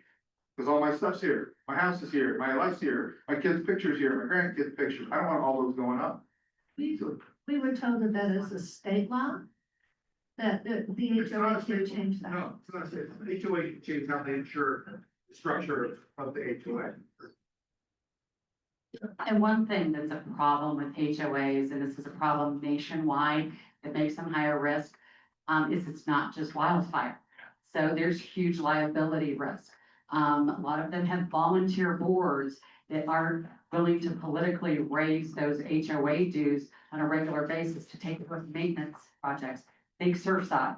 So it's not one thing. So it does push those HOAs as a commercial risk, that larger risk, into a bucket where a lot of those admitted carriers that used to cover that aren't any longer. So they do go to a hub and to a surplus lines. So what we have been telling people is get an insurance committee on your HOA, be working with an experienced broker, although I advocate for all independent agents and captive agents, and a lot of the captives, like your State Farm, not State Farm, but farmers, others are writing business with independent agents. So What you really need is to, within those HOAs, be thinking about insurance, which you didn't before, both for your HOA, and then if you have an HO6 policy, which is, some people have also carry an individual condo policy, for example, for all their stuff, for walls in. And then there's going to be the larger commercial HOA insurance. Make sure you're talking about special assessment on your HO6 policy, because if that comes up short, this is Doug's bailiwick, so I'll hand it over to him if we want to stick on this, but I know it's a big concern for you guys. So I think be thinking about how can we be proactive with our condominium association and our own HO policies if you have individual condo or townhomes. Go ahead. That's really relevant. I know. How do I? Question is, how do I know if the amount my insurance company, our insurance company is going to give us in the event of a fire is enough to rebuild our house? There's actually a lot of tools. Now, are you talking about within an HOA or if you have an individual homeowner? I have an individual policy. Okay. Yeah, one, I just talked to people who are building houses. There's no better way to figure out how much it would cost to rebuild than talking to someone who just had a home built in the area. But also there's a lot of tools, some even online where you can access, basically, they look at zip code is one of the biggest things. And they'll look at, number of floors, stuff like that, and square footage, and then you'll get, frankly, $1 by square foot. And if you talk to a builder, he can probably tell you within $10 how many dollars per square foot it costs to build a home in your area. So something to keep in mind. Now, when going, just one thing I'll touch on, a little off topic for homeowners policies is that in California, what we're seeing is 10% of home sales are falling out of escrow because people either can't get insurance or it's so prohibitively expensive. If it's $30,000 a year, well, gosh, that's almost as much as my mortgage, annual mortgage. That's not going to work. So this is why it's certainly an issue. One real estate agent I talked to, she said that she recommends people get an insurance quote before they even put it in an offer, where before that was an afterthought. It's like, oh yeah, hey, we got the house. Oh yeah, we should go get insurance. Now it's the other way around. Can I get insurance? Okay, then I'll put it in the offer. Well, you had one more question back there. I have some questions over And one, two. I think she was first, but I could be wrong. Anyway, she's from an age, I can't remember your name, you're from an age. Living proposition. Yeah, I have a question about the suicide collapse on an insurance perspective. How did that turn out and how did it affect the rest of the nation between the HOAs and homeowners insurance? I can probably pass this to Doug too. It did have a ripple effect, kind of like California. There's a ripple effect on the reinsurance market on how we see risk. So I think from a risk and a condominium standpoint, it puts some fear in the insurance companies and how they look at that risk for those large HOA properties. How that all turned out from a claims perspective.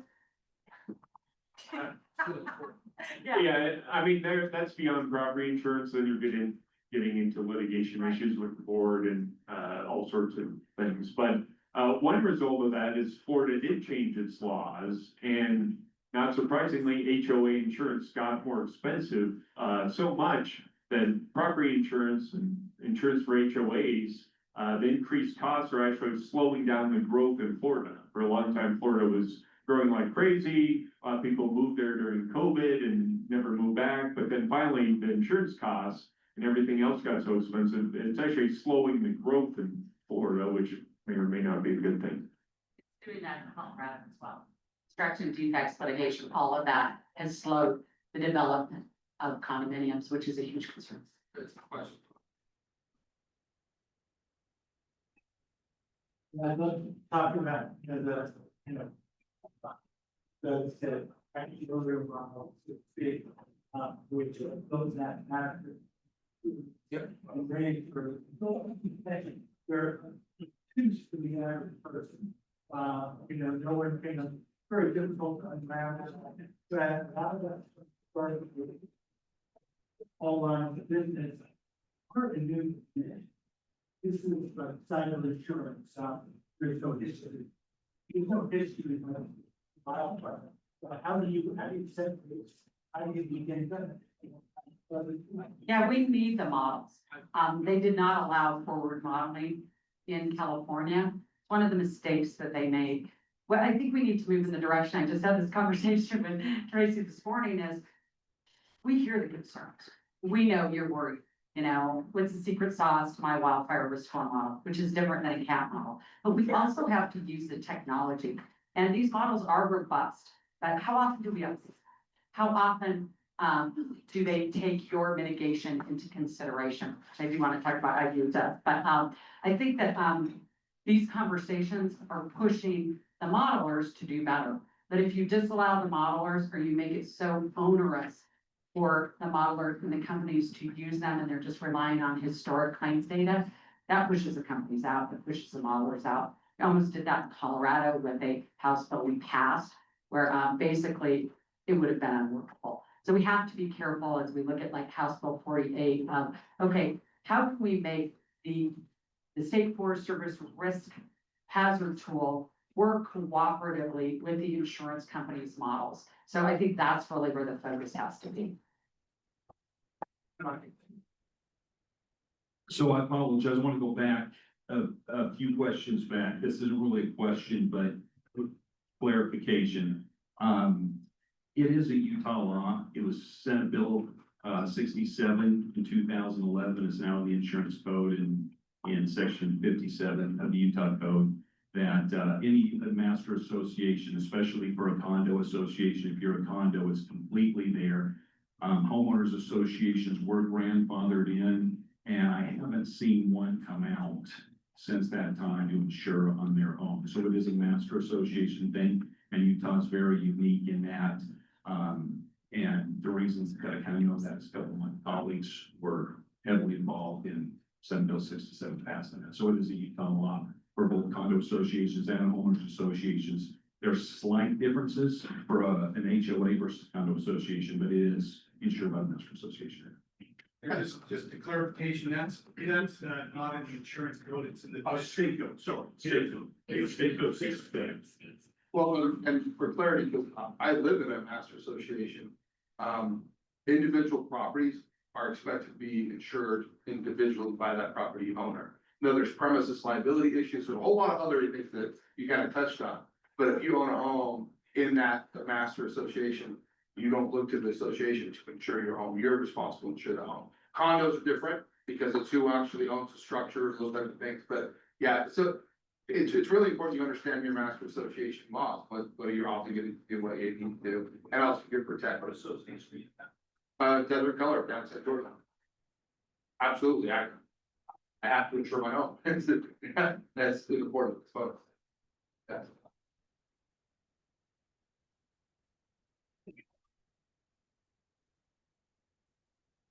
Thanks for this conversation. I just wanted to ask, earlier, we were talking about mitigation of risk, and maybe I missed this, but how much does fire mitigation bring down the insurance costs, and how quickly is it realized to the homeowners? Does it take a year, 2 years, 10 years, and, you know, and how much does it bring it in?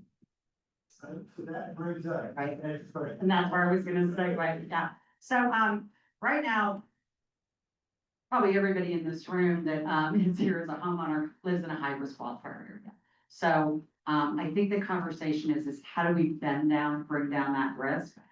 At a time when everything that insurance pays for is more expensive and they're evaluating their risk. So some of that question is more about keeping availability of insurance and keeping the prices stable. So if you live in a high-risk wildfire area, you need to do the scientifically proven steps to bring down the risk of your property. The insurance industry has a lab in South Carolina, which Commissioner Pike referred to, called the Insurance Institute for Business and Home Safety. It's a $26 million lab. We crash test houses because we care. We want your home to survive the fire, the hurricane, the hail. They go pick up hail and test it in the lab after a hailstorm to recreate a hailstorm. They create ember fires in the lab and the burn demo that, Commissioner Pike was talking about. You got two homes side by side. One, we keep trying to burn down. It's got metal fencing instead of cedar fencing. It has 5 feet of impeccable space, and it's just 5 feet. But don't put anything in that space. That's gonna make a big difference to your insurance company. So, those IBHS standards, they've actually come up with something called a wildfire prepared home standard. It is a program that rolled it out in Paradise, California. They have it in the state of California, just rolled it out in Oregon. We've talked to your regulators about how can we get Utah to be a wildfire prepared home program. They also have a wildfire prepared home community standard. So getting at that, yes, you need to do it, your neighbor needs to do it, then the whole community needs to do it. Firewise is fantastic. We support that, give money to it as an industry. It's a great group of spark plugs and education and bringing folks together for initiatives.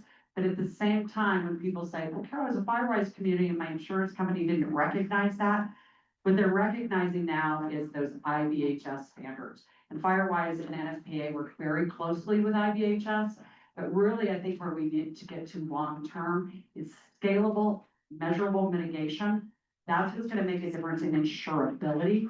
And, again, premiums are going up, but if you're able to bring down that risk at scale, not just you, but your neighbors, and then there have a way to verify it, way to feed that information to the models, that's when we're gonna start making a real dent in this. So sorry for my speech, but that is, I'm a true believer in mitigation and mitigation done right. Yeah, thank you, so if we could even drill down on that a little bit later, or maybe you can answer questions, because underwriters use IBHS standards, correct, for their underwriting, or maybe you can describe, going forward, what are the underwriters using in their evaluation? Outside, you've got the models, but, at an individual risk, whether it's an HOA or a homeowner, what are some of the most important attributes of what they can pass on? I was a commercial underwriter, and typically you would start with code, construction, occupancy, protection, exposure, still kind of fairly standard in the industry. How do those kinds of things translate into underwriting today for folks, for us to get a better, premium price to ensure better accessibility? Doug, you guys are right there, so. Sure, so first, as far as the steps you're taking to prevent, unfortunately, right now, that's just to maintain insurance, not necessarily get a premium decrease. It'd be great if you could. But the insurance rates are still kind of playing catch up. They're a little artificially low. They didn't reflect the wildfire hazard. So part of it is essentially you have to do mitigation, or else you just won't be able to get insurance except at a ludicrous price, unfortunately. Now, how the insurance carriers are dealing with this, one, they are using models, like I mentioned before, there's different wildfire models out there, so one may think you're okay, another one doesn't. But then also now, a lot of them want photographs. They might send someone to your actual house to check it out before the insurance. And so then they're gonna be looking at all the things that we talked about 2 panels ago. So, the spacing, where's the vegetation, and just right next to the house, and then also as far as is there a defensible space that goes farther out than that?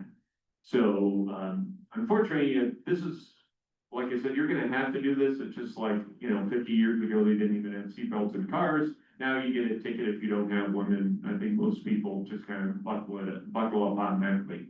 So that's kind of where we're going with this. I don't see the risk going away. But yeah, definitely, it might help to take pictures of the improvements you've made, especially if you get the time, date stamp on those, and send those to your insurance company. That might keep you from getting non-renewed. So. If we pass it on to the broker or agent. I mean, and just IBHS.org or disastersafety.org. While we don't have that specific program here yet in Utah, especially if you're building new homes, you can follow that and ask your contractor and look at those standards, bunch of videos, bunch of tips, all those kind of things, along with the great NFPA Firewise. Troy gave us a hazard assessment report, and we took that report and the fact that Hideout just Troy had given us a report on the hazard assessment. We took that as well as the closer fire department, temporary fire station. And we submitted both of those, and that's what helped reduce the increase of our insurance. Wait a minute, I certify it, it's critical. Yes. I think a large part of that, without knowing the exact details, would have been the fire department. You know, everybody gets a little anxiety if the fire department closest response rate is 20 minutes. That's a huge problem for any insurer. And so that would result in a what they call PC or protection class reevaluation of that property, which then can make it into a different base price model that allows them to get a lower rate. To your other points, yeah, at a certain point, it's property maintenance. If you choose to live in the mountains, choose to live in an area that's high risk, it's expected that you're doing certain things to help harden your property against fire. And especially as we deal with higher value homes, a lot of insurers, if not every insurer, is gonna send somebody out to take a look at it. They don't want $2 million on the books, because a $2 million fire is a $6 million loss if it goes up like charcoal. Because I gotta pay for all your stuff inside, I gotta pay for you to live somewhere else, I gotta pay to get that debris removed, and now I gotta pay to rebuild it, permits, et cetera, et cetera, et cetera. So it's not $2 million on the line, it's 6. So I'm gonna go look at that very closely. I'm gonna make sure, am I comfortable with this? Now, it might be insurability, like we talked about, like gives it pass fail, or it's, hey, the risk is a little better than we thought, we're gonna lower our rate because it's a high premium, and they have some opportunity to do that. But most of the admitted carriers, they filed their premium rate and their rate basis with the state, they're locked in. So your variability becomes, well, is it a deductible difference for you? I mean, are you gonna be willing to accept a higher, personal responsibility to deal with a $5,000 or $10,000 deductible? I might be able to lower my insurance rate by, 20, 30, 40%. That's very, very possible and doable. So there's a lot of factors that go into rate that I can totally geek out on, and all of you will take a really good nap. It won't work. I think, well, there's some more questions, but I was thinking, like, is there any way to small, totally do this, because 1 year we spike, next year we need to get it down by.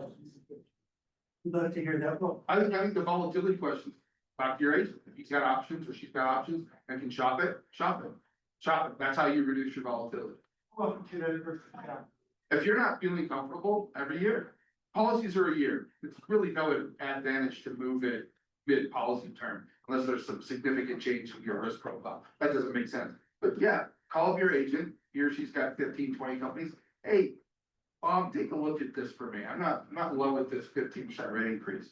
And then Bob gets back and says, well, here's 7 carriers. They're all within $500 of one another.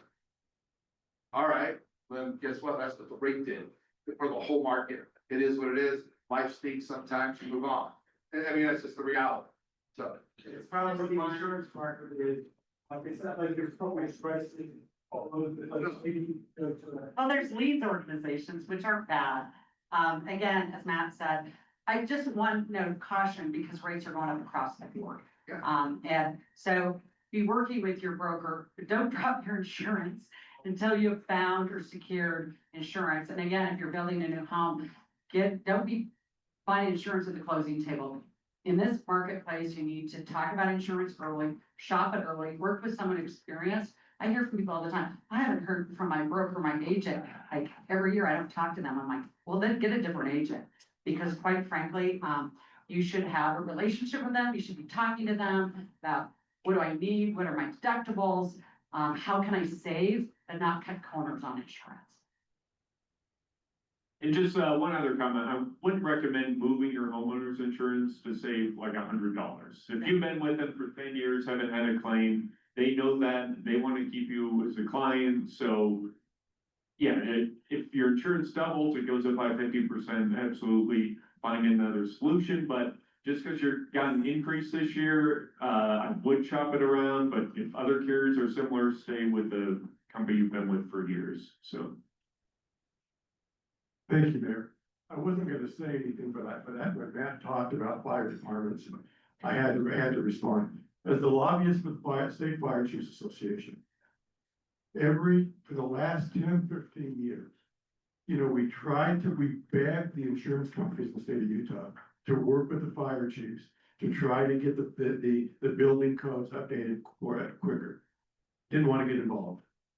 10, 12 years ago, we begged the insurance companies to come with us as we tried to do hardened materials and require sprinkling systems in homes in the wildland urban interface. Couldn't get the insurance companies to help. We were trying to plan ahead. And every time we talked to the Utah insurance companies, we got rebuffed. So how come you haven't been involved in policy decisions like that? And now we're faced with the current situations that we have.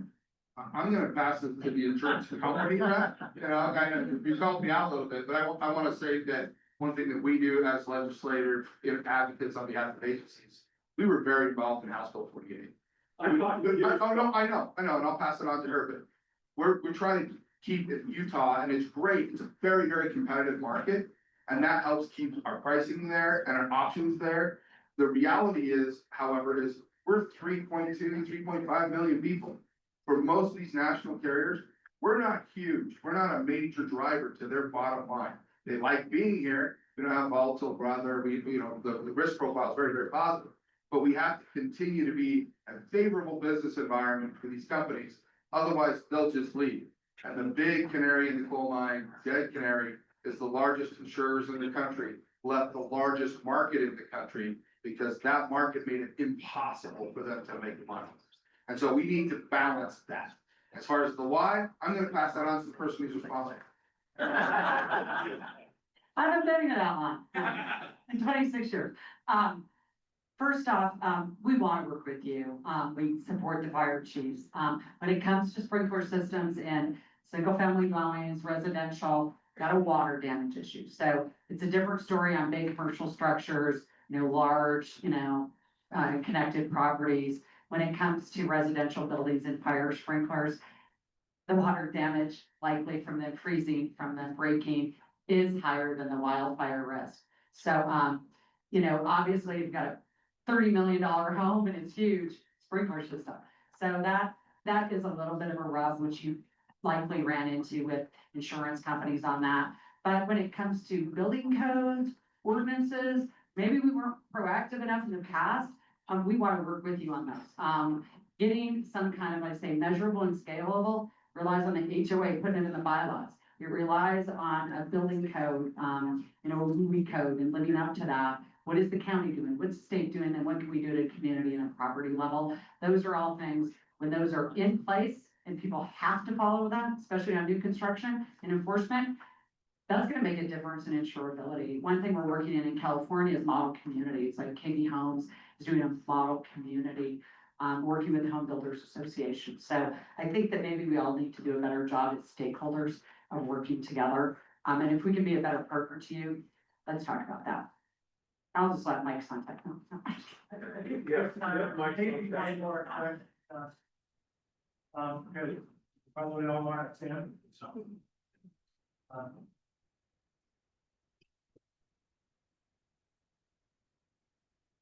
I just had a big question regarding the mitigation stuff, just going back a little bit, because my experience is mitigation is only as good as the maintenance.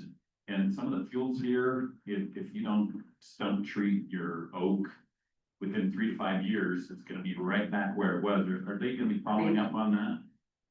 And I'm gonna hand it over to Matt, but honestly, having a good community mitigation program in place, where there's an on-site inspection and there's follow-up, because it has to be maintained, and then having verification of that, that's what's critical. These good community or county mitigation programs will offer follow-up, they'll offer help, and then again, they're based on the IVHS guidelines. That's the kind of certification and verification that's really gonna matter to your insurance company right now. The personal example I have of that is, we met with a couple other folks with the city of Draper and Lehigh. And if you guys are familiar with the geography there, you have Traverse Mountain, and then you have the Corner Canyon area, which is very wooded, and then certainly Highland and Alpine. So all the stakeholders there were talking about it, and they were running into some insurability issues. And so they asked the carriers at the time at the table and said, well, what if we started doing X, Y, and Z? And they listed out all these fire mitigation steps. And the carriers had a very interesting response to that was, Well, aren't you doing that already to protect your cities from fire? Like, why weren't you doing that already?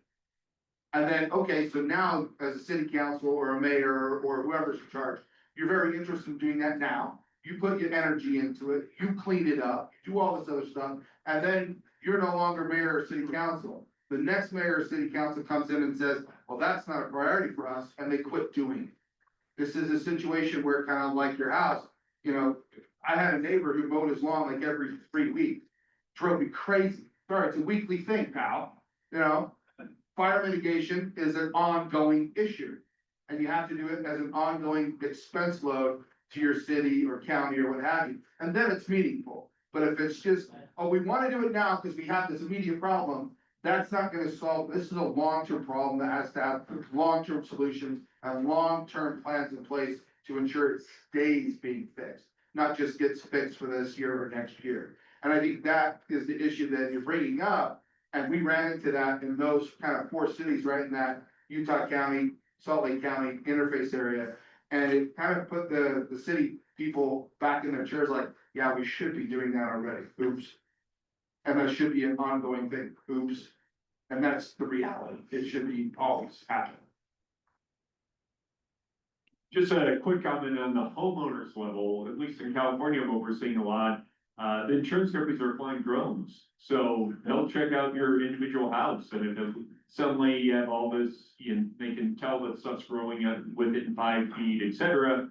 You know, it takes a second to take a picture and then they move on and you get like a non-renewal notice. So this, frankly, you have to do the maintenance, and they're watching, unfortunately. Oh, I don't need to comment, go ahead.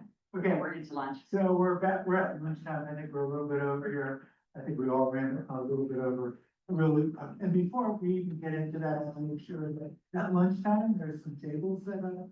I want to have further discussions with any of the folks that are here or any of the folks that are in for the afternoon sessions. This is your availability to do that. I know some of you guys have some, depending on where that might be. And then, I would say, just keep in mind that we've got an afternoon. The next up at 1 is, the national and state level folks that are coming in. Then we'll have some of the discussion around spatial analytics called the data companies that we've been talking about. And then we'll finish up with, Karson Eilers from ULCT. So we'll have a really good afternoon.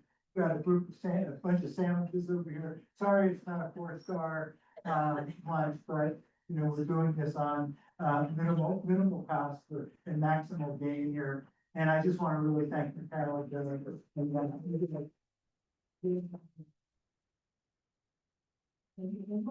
Brian Cooper, who's resident of our town, terrific guy. This is a book by a man by the name of John Daniel. And I've only read a couple of excerpts. I know Carole Hazelton has read this, but I would just say he is. What days is he coming to Park City? July 29th. Well, actually, I tried to invite him here for today's event, but he couldn't do both. But you know, you might want to read this book. Thanks, Brian, for reminding me.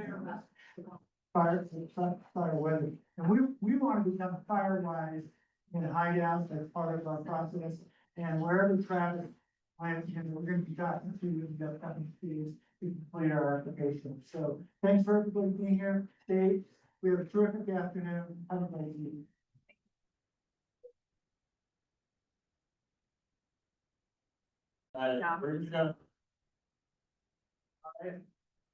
Excellent.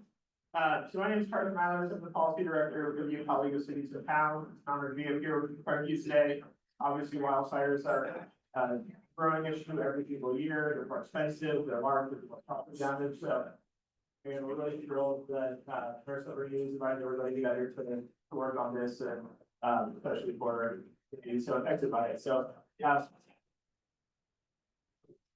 absolutely. Sorry, I'll be presenting later too, so I didn't want to spend too much time here. The Utah League of Cities and Towns is an organization that represents 255 all of Utah's municipal governments in the state. We do advocacy and training, so this is a little bit of both today. We're not, usually more engaged on the state legislative side, do a little bit of special work with our partners up here, but, that's kind of who we are. So we deal with a lot of issues, wildfire interface, emergency management, planning being one of them. So, this will be the policy focus panel, the other ones sort of best practices, so information on the street. So this is my favorite subject. I'm excited to get into the weeds here a little bit. We'll have 4 panelists today. If there's any questions, please feel free to raise your hand, and one mic other than this one, it's on the body. So yeah, feel free to raise your hands if you have questions for the panelists. We'll try to leave about 10 minutes at the end for questions, so you can hold on to questions or just raise your hand before that. We're excited to be here, joined by Jamie Barnes, the state forester for the state of Utah. Obviously very involved in wildfire management on state lands. Joel Brown, who's the area director based in Vernal for Senator Mike Lee's office. Connor House, who's the outreach director for Mike Kennedy. And then Sean Gunn, who's the planner and air quality analyst with MAG and the team at Portland. So I'll let them decide if there's anything there. I'll let them give a little bit more detail there. So with that said, we're gonna go ahead and jump in. Jamie, it's going to give you the first question. What are some specific challenges and priorities of risk management that your agency is dealing with right now? Yeah, so I'll hit on a couple of the challenges that we're dealing with right now, and probably the biggest one is the reason we're all here today, which is the wildland urban interface, and trying to get ahead of mitigation of fuels in that wildland urban interface. But also some of the challenges that we've been dealing with are the longer fire seasons. You know, statutorily, we designate fire season as April to October, but it doesn't always obey the statute. We're seeing fires all year round now here in Utah. And due to that heavy fuel loading that we have on the landscape, we're seeing more aggressive fires. I'm sure many of you have paid attention to what's going on in the news. We have quite a few large fires here in the state of Utah right now. And we're seeing erratic, aggressive behavior. And a lot of that is from not mitigating those fuels properly. And so that's something that we're trying to get ahead of, but there's years of work to be done. And that also presents another challenge, which is ongoing funding issues. The legislature has attempted to get their heads around how to support us on funding, but it's difficult. Mitigating fuels is expensive. Also suppressing fires is expensive. So trying to figure out that proper balance. And then that also leads to capacity issues. How do you find enough people to do the work that needs to be done? So there's definitely a lot going on in this space. When you add what's going on in the federal level with funding, the division's very reliant on federal funding. And so looking at that and seeing what's going on in the federal space, we're talking about, you know, one fire agency, we're talking about cutting money at the federal level. Fire knows no boundaries. So trying to balance all of that while we are dealing with wildfire, it becomes very challenging in that landscape. Thank you, Jamie. Since you mentioned federal policy, we're going to jump over to Connor. Connor, what are some specific priorities that Congressman Kennedy is working on right now regarding federal legislation and wildfire risk? Thank you. Very happy to be here. Sorry that Congressman Kennedy couldn't self-speaker. There's really a few things that come to mind at the federal level, at least in the House, are this year Congressman Kennedy sponsored legislation, House Resolution 1045. What that does, don't quote me on this because I'm kind of paraphrasing. I'm not the expert on it, but the currently there is an institute called the Southwest Ecological Research Institute. It is in a couple of our neighboring states. What this House resolution does is it brings funding and the institute to Utah so that we participate in that research, wildfire mitigation, which is very important. So, and the second that comes to mind is being in the House, there's 35 members. Each state has at least one representative. So, being that it's a large, fun body of people, diverse body of people, it's really important that we educate our colleagues in the House on the risks that we do have in the state and western United States, because people in the east, people in, the Midwest, they don't have these issues. And so when it comes to voting for things like this, we really need to advocate for ourselves and say, hey, this plant's important on the coasts. This is a big issue that we have. And here's why you should help us. Here's why you should as a sponsor and co-sponsor this. So those are really the two things that come to mind. Awesome. And if you want to hand it over to Joel, we're going to use one question. What is Senator Lee working on regarding disaster management and wildfire management right now in the Senate? Yeah, thanks, Karson. I appreciate the question. Appreciate Mayor Ralph for inviting us here today. Couple of things that the senator is working on. He is the chairman of the Energy and Natural Resources Committee. And it just so happens, ironically so, they met last week with Chief Schultz back in Washington, DC, and had a conversation with him. The ENR committee sat down with him and met with him talking about fiscal year 2026. And Jamie commented, discussed this, the challenges we have funding on the federal level. So when they met with him, it was really kind of an eye opener to see the amount of fire and the extreme fire that has taken place over the last 15 or 20 years that we've seen. It just so happened a day or two later, we had the lightning strike up on the North Rim, which burned down the Grand Canyon Lodge, as well as 70 other buildings there. So as Jamie discussed, I mean, these fires are becoming very, very erratic. And so we've got to take precautions in securing our timber industry, getting our forest clean so we continue to keep our landscape, but manage the timber industry so we can get rid of the dead timber and those types of things throughout the country. Senator Lee introduced a bill last year, it was Senate Bill 2231, which basically is a pilot program to help increase our logging industry. Currently, right now, we're doing 2 to 3 billion timber feet of lumber per year. And that could go up to 7 or 8 billion annually. And I'm talking nationwide, not just statewide, but nationwide, we could get up to 7 to 8 billion to handle that. We've got to find that balance and mix of where the fine line is, where we're not losing the beauty of and recreation capabilities of our national forests, those types of things. So that's what I have, Karson. Awesome. And then next we'll go to Shauna Meekum. Shauna, first I'm going to ask you to briefly explain what the Mountain Lawn Association of Governments is, because I know that's an acronym we use and look at a lot, but maybe not what everybody's familiar with. And then I was hoping you could tell me a little bit about what resources are currently available for our communities and individuals in your area. Great, thank you, Karson. So Mountain Land Association of Governments, we serve Utah Summit and Wasatch counties. Our executive council is all the mayors and county commissioners on that in that area. So we are a government organization, and our best work is where we have regional collaborations. We do everything from transportation planning for Virginia out to year 2050 to Meals on Wheels, something that is better done at a regional level, with every city trying to keep it on their phone, and also the disaster mitigation plan, which is that lovely table over there. The disaster mitigation plan is a great resource. It's been around since 2004. It takes a look at all the natural disasters in our area, does some analysis of where the greatest hazards are, where the greatest risk is, where your assets are, and then we get with your communities and your cities to figure out how to address those potential disasters. So I want you to know that your cities have been thinking about wildfire and earthquakes and radon gas and air quality, and they have plans in place to improve those things.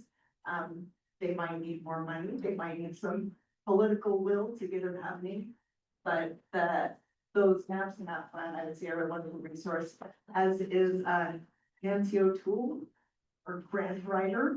If you're looking for money, sorry, I'm gonna point her out over there. Another wonderful resource. Yeah, great. Jamie, I'm just coming back to you. Could you talk a little bit about what your agency is expecting in terms of, you mentioned that funding is a major obstacle for being able to remove fuels. I was just kind of wondering if, what you're expecting in the next couple of years, are you expecting more from the state, are you expecting, any more resources to be available to, are we gonna have this, or is it kind of limited? No, yeah, so we've definitely ramped up the funding side of things. So, the bill passed last year, HB 307, changed up the Utah wildfire account. It used to just be the suppression account. So that bill allowed for us to take prevention, preparedness, and mitigation funding out of that account, and also post-fire rehabilitation money. So now we can spend, and it's a little more complicated than this, but I won't worry with all the details. But we can spend up to, or we shall spend up to $10 million out of that account every year for prevention, preparedness, and mitigation. And so we plan to do that. Last year, we put about $4 million on the ground, doing mitigation work and fuels. Also, our local crews that are housed in our wildfire operations center, which will be done here shortly, where the state provided us with a new wildfire center building. Those crews housed in there, which are hot shot and our Pike, our IA crews, whenever they're not on a fire, they're doing mitigation or project work. And so what we've also done with those crews is we built a dedicated fuels crew out of that center at Thunder Mountain. And right now, because of the fire potential that we're experiencing in the state, I have them on a fire because resources are short. So they're down on the Deer Creek fire right now. But if things were going well and we didn't have all these fires, they would be doing fuels mitigation work. And that's technically what they're for. So ramping up capacity in the fuels section is definitely something we're doing. Also in the counties, building those county fuels crews, working with the counties to mitigate fuels. That's part of the cooperative wildfire system, is making sure that those counties are doing that. Our wardens are fabulous at that. That's part of their job. They're the heroes in those communities of doing that. We couldn't do that without them. The other thing that the divisions try to get better at is buying forestry equipment to do strategic and targeted methods of forestry work. If we don't have the right equipment, it's really hard to get the work done. And so procuring that equipment, dozers, forestry equipment, not to make heavy impacts across the landscape, but to get more work done, so that we're doing larger impacts on fuels work that needs to be done.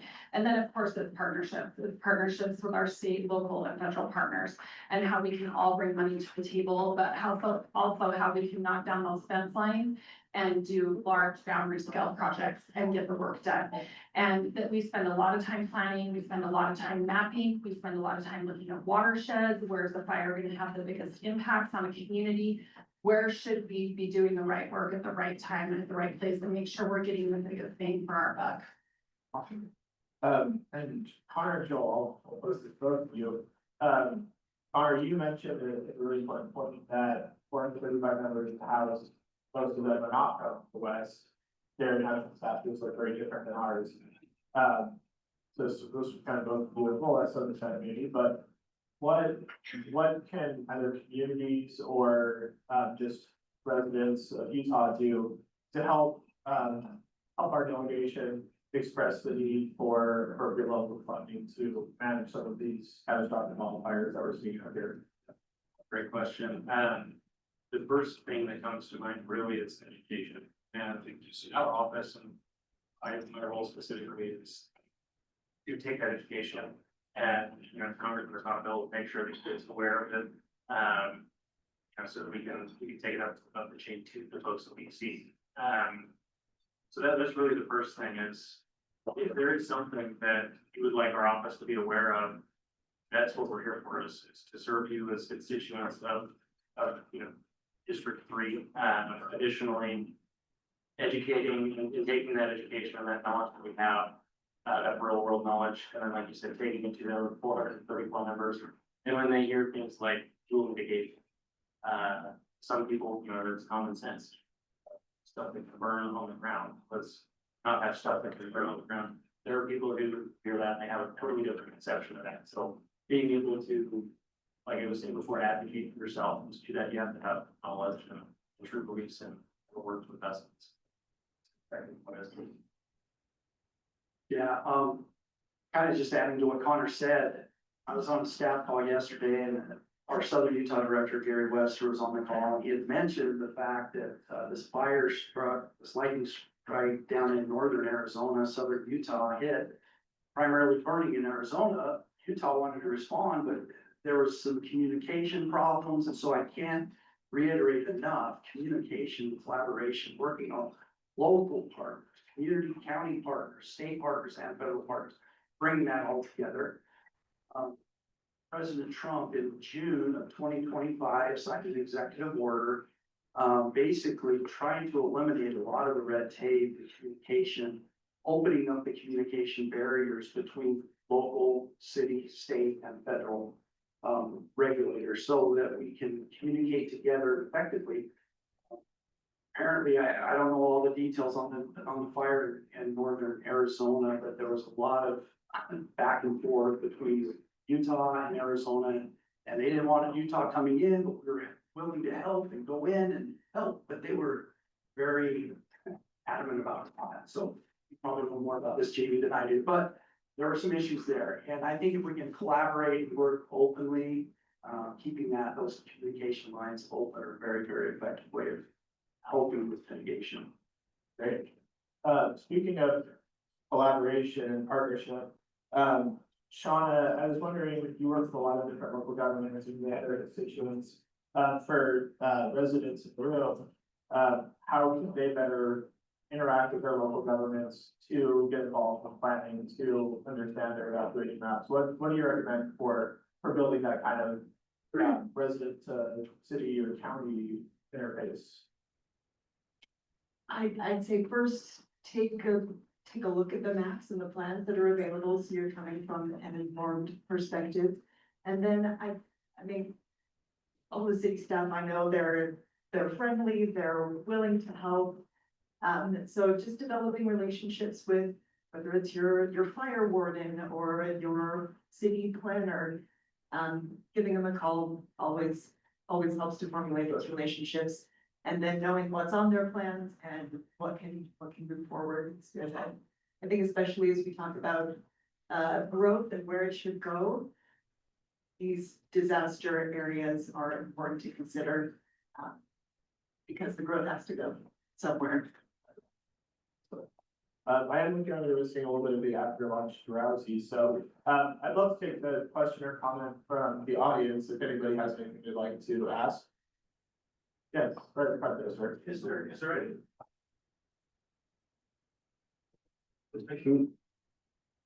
Just thinking about the resource issue you were talking about, mitigating. Is there any opportunity or volunteer force to help with that? That's something I think this community would probably be interested in participating.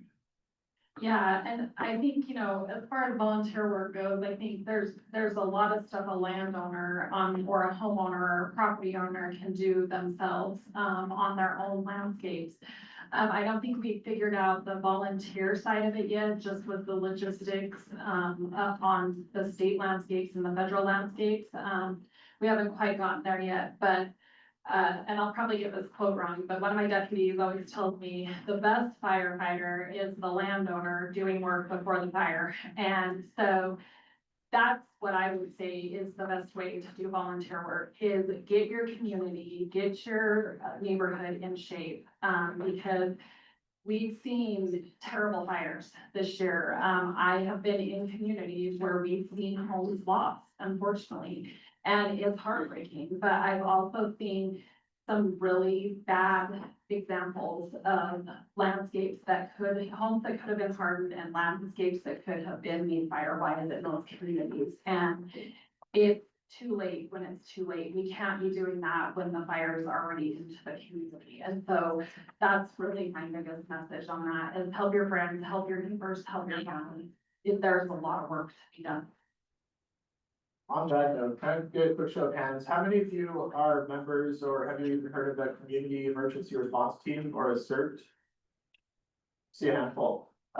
This is a really cool program, usually run by a city or county. I'm not sure what the availability is in Wasatch County, but it's a way for the average citizen to get trained on disaster triage, on finding shelters.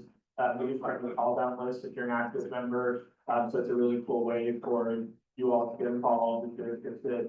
And that's after or during the incident, so always best to do that beforehand, but that's a good way to help your community out, help out the first responders who are swamped with doing other things, to engage and, get your neighborhood safety.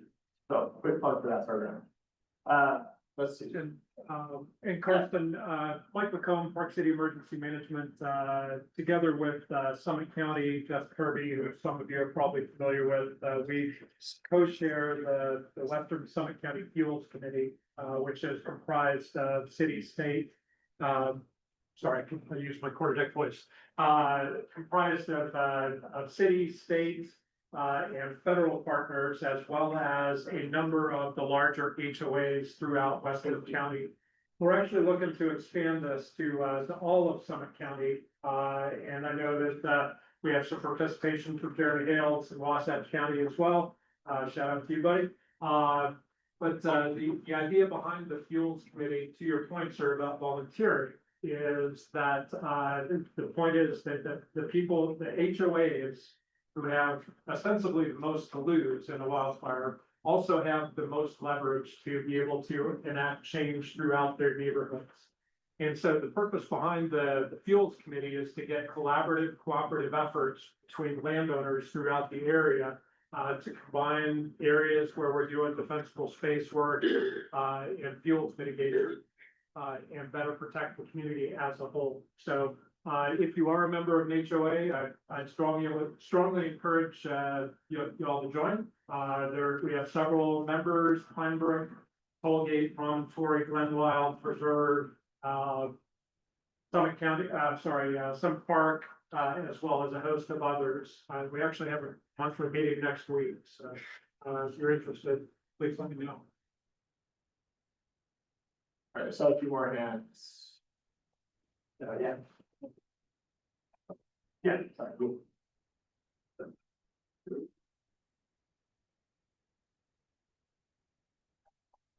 Hi, so I'm aware of not only the fire risk, but the air quality issues.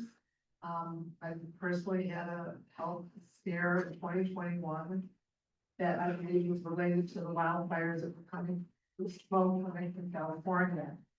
And people don't realize how dangerous, or maybe they do, but it's really scary. I've done a lot of research on that. So I didn't know what AQI was 3 or 4 years ago. Now I'm looking at the map, when I wake up. So I'm curious what you're doing both on a state and a federal level for reducing the air quality issues, specifically related to fires, and to develop ways to inform people, about air quality. I can start off with that. So that's a huge concern, especially this time of year. That is one reason that we try to do prescribed fire, because it's a lower intensity burning, and so you have less air quality impacts on prescribed fire.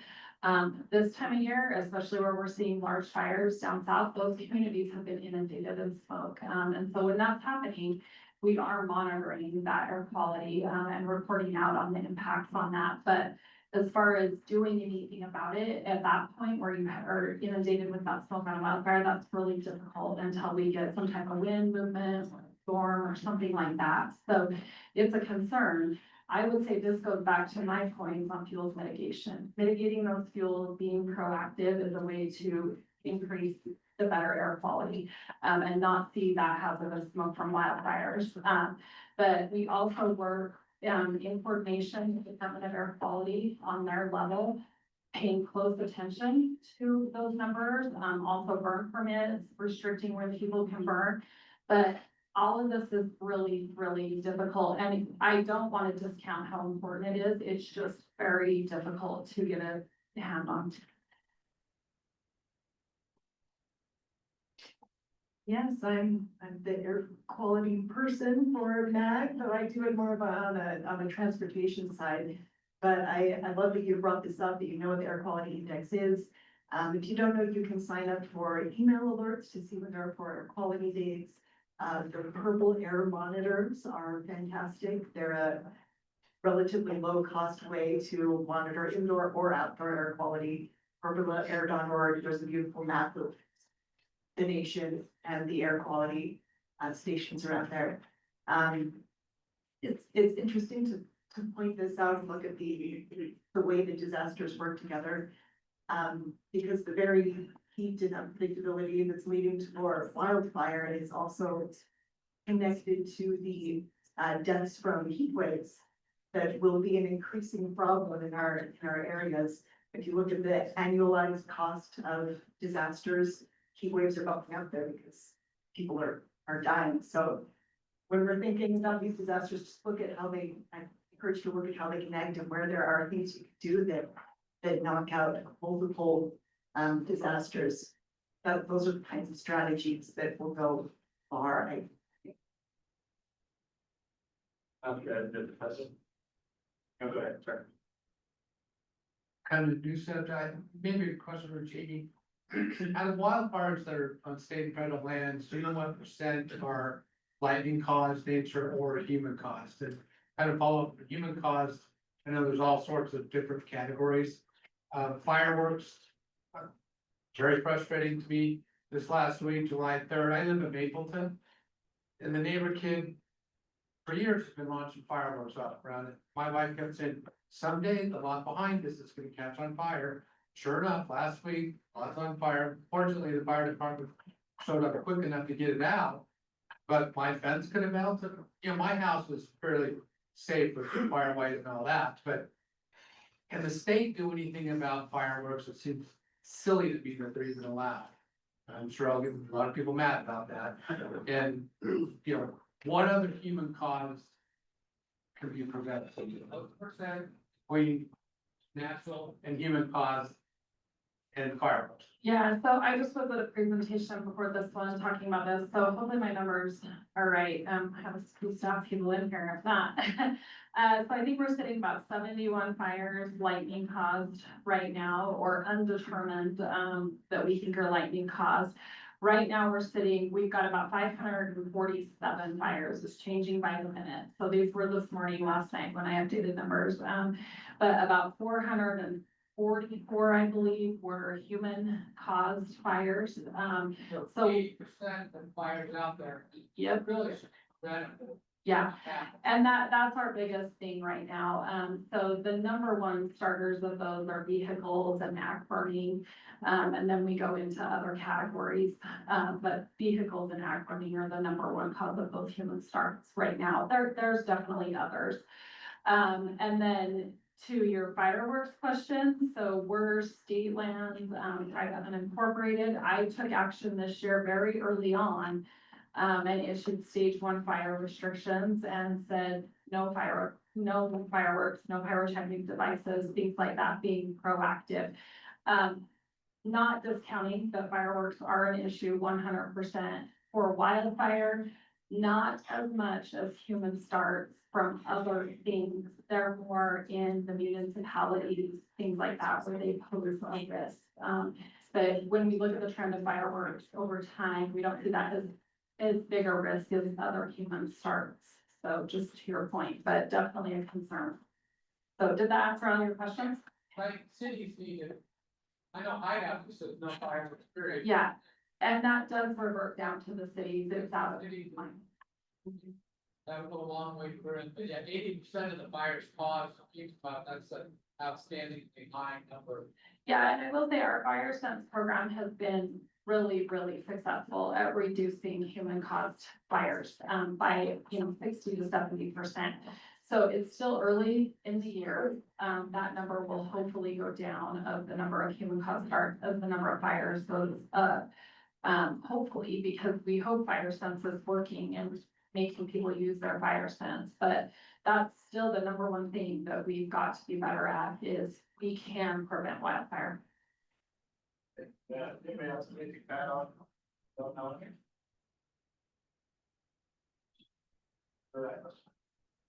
Is there any state or federal plans to make it easier to harden your home in wildfire districts, and also is there any Is there any, rebates from the federal or state for hardening the home wildfire? Yeah, so, there is plans, I mean, depending on what kind of plan you're talking about, HB 48 came out, and that's gonna require the state to come in and do lot assessments. And tell you on a triage scale, you know, here's what you can do to make your home more defensible to wildfire. Whether or not a homeowner chooses to do that will be up to them. As far as grant programs, I think there is a lot of funding out there. I'm not aware of specifically the exact program right now of what can help with that. The division does have wildland urban interface specialists that are willing to come out and do lot assessments for your homes. And then we get an amount of funding, it's not a lot, where our WUI coordinators and our wardens can work together with the division and propose projects. So if we had a big landscape scale area project within a community that we knew was going to make a big reduction in wildfire risk, that's something that the division can potentially help with on funding.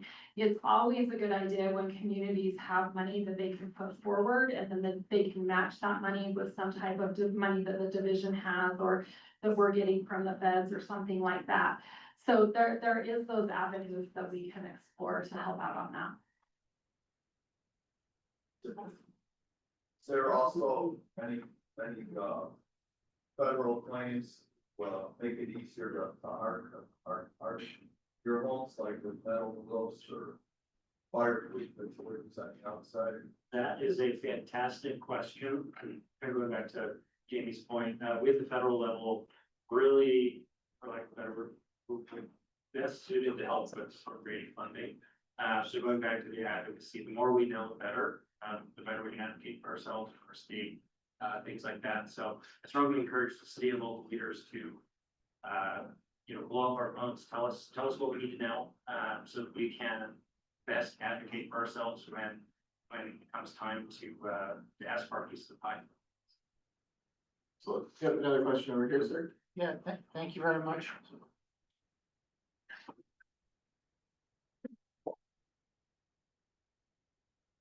Yeah, I appreciate everybody being here. The question I have is about the fuels mitigation. And what I'm hearing you say is that you did a $10 million budget and possibly difficulty spending it. One of the questions is, do you have difficulty recruiting people to do the work? Or is it there's not enough money? In other words, there's not enough funding for it. And I have a follow-on question after that. Yeah, so it's both. There's a lot of project work that has to be done, and that project work takes time. Also, it's expensive. It's expensive work to do. Also, you don't do the project work once. You do it and then it has to be treated again, whether it's in a couple years, 3 years, 5 years, whatever. But yeah, it can be a capacity issue, especially in fire years like this, where it's all hands on deck. The division doesn't, we have about 300 full-time employees during fire season. A lot of those employees are, about 160 to 200 of those go away, they're seasonals. So if we don't get the work done during the fires, when we have all those employees on, then that workforce goes away. And so it's a retention issue at times. We've been better at paying people to get more people on the ground. I think we've become very competitive with the feds, and in some positions even now paying more than the feds. But it's still competing with that overall workforce. Someone can go work at Costco and make $30 an hour and have an 8 to 5 job, and it's not super hard labor. This is super hard labor where potentially you're out on a project for a couple weeks at a time, not going home to your family every night. So I'm old enough to be able to say, this seems like an awesome opportunity for a program like AmeriCorps. Yeah, we use them. Now that's federally funded, and I don't know, we've had heard a lot away from this building about federal funding, but this is a nationwide, this is really, there's forest fires in New Jersey. So this is a nationwide issue, the fuels management. Oh, yeah. Forest fires in Florida, so it's really not just us. And it seems like there's room for a larger workforce. Whether it's the AmeriCorps concept or some other obligated service for something like that, that's more outside of this room, more federal? Yeah, there's federal programs that we use UCC crews, also we use AmeriCorps, we tap into all of those resources. You still only have so many people, and when the feds are making that approach on their land, the state's making that approach on your land, just like you said, across the country, it still taps into the available workforce, so it becomes a problem. And yet, these discussions, just like this that are happening in this room, I travel all over the United States, and these discussions are happening everywhere. And all state foresters from every state are putting their heads together, trying to figure out how to solve these problems. But it's worse in some areas and it's better in other areas. There's different types of fuels and there's different types of fires. Time for one more question. Okay. Megan McKenna, Summit County Council. Thank you all so much for being here. It's a great conversation. Thinking more future oriented and, you know, there's a lot of work that needs to be done with the situation at hand.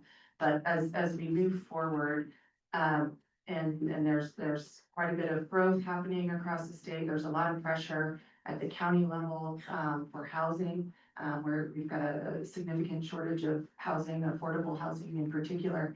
And thinking about more preventative measures, right? Addressing some of the causes of the increased wildfire danger that we're experiencing. I'm curious on a policy level, where you see these intersections with housing pressure, with growth, with traffic, and a lot of the, you know, fires are the just more traffic and cars, but also with water and all of these things intersecting. Policy advice you have from the local level and maybe conversations are happening at the state and federal level. I'll take it. Thank you for that question. Very, very good question. There's kind of several pieces to that puzzle. Senator Lee introduced the Houses Act a few years ago to kind of address the housing shortage, taking small sections of land within a utility corridor of a municipality or a county and utilizing that land, that BLM land for housing. Didn't pass, but we're hopeful sometime in the future that it might. But we're feeling it everywhere. The whole state and nation is frankly feeling the housing shortage. And as you mentioned, we have increased demand for, you know, urban sprawl. We've got people moving to closer into mountain areas and different things like that. So those are all things that we need to take into consideration and help reduce those fuel problems we have throughout our communities and throughout the state. Yeah, I can tell you from a state level, so I think this goes into planning in general, but we all have a bunch of plans, right? So whose plan leads what? I mean, we get plan exhaustion at some point.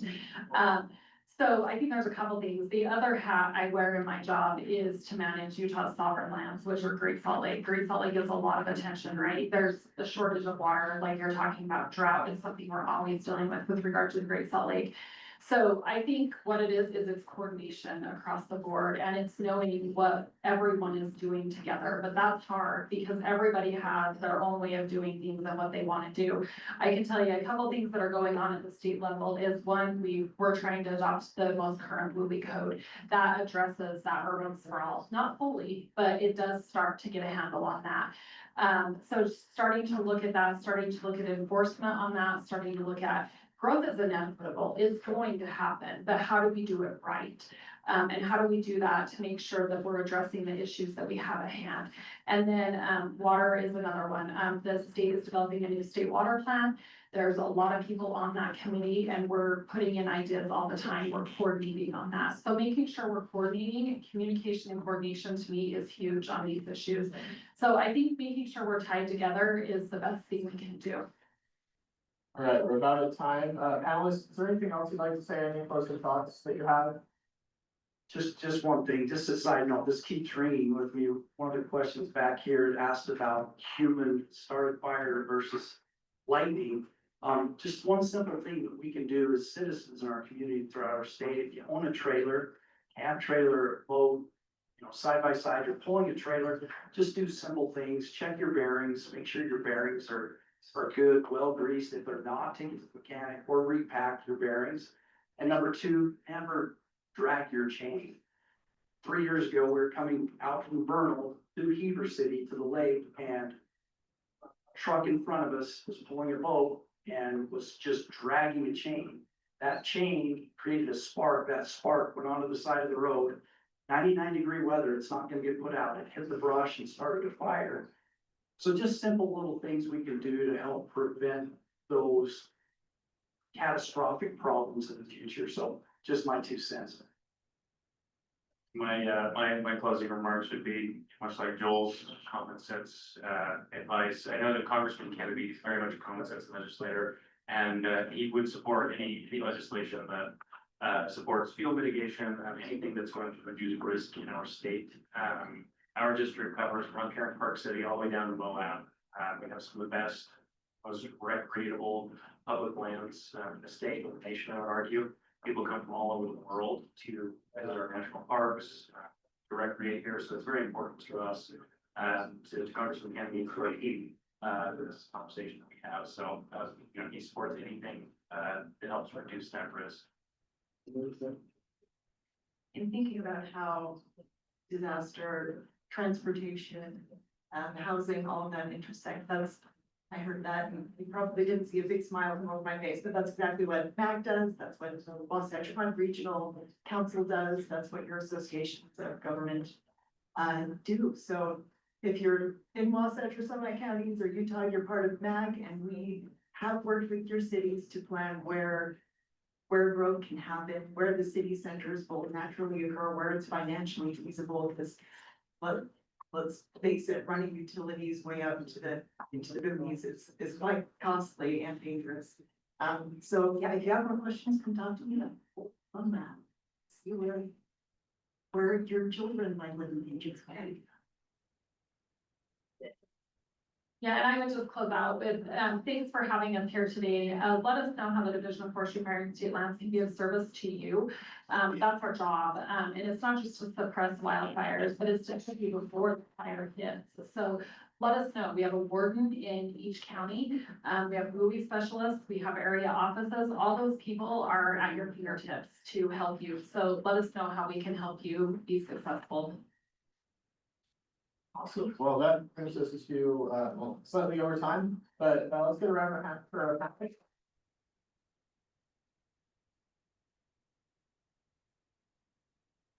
The next year, the full day workshop, I believe. That was great, thanks.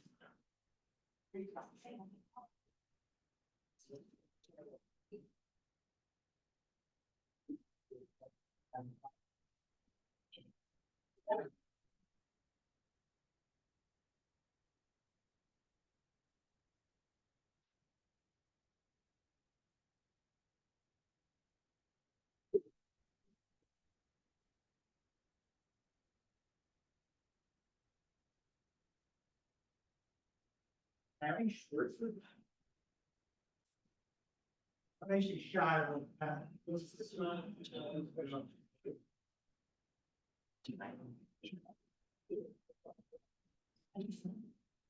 Well, no, that's right.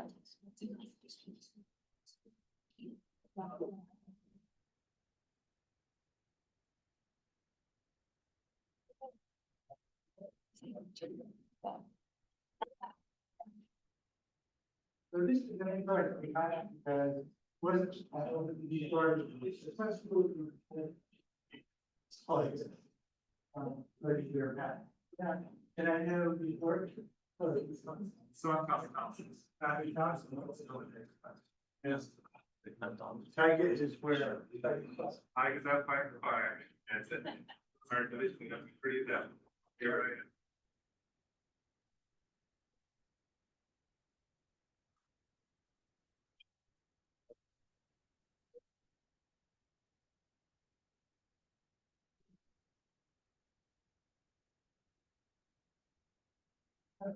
Mike work.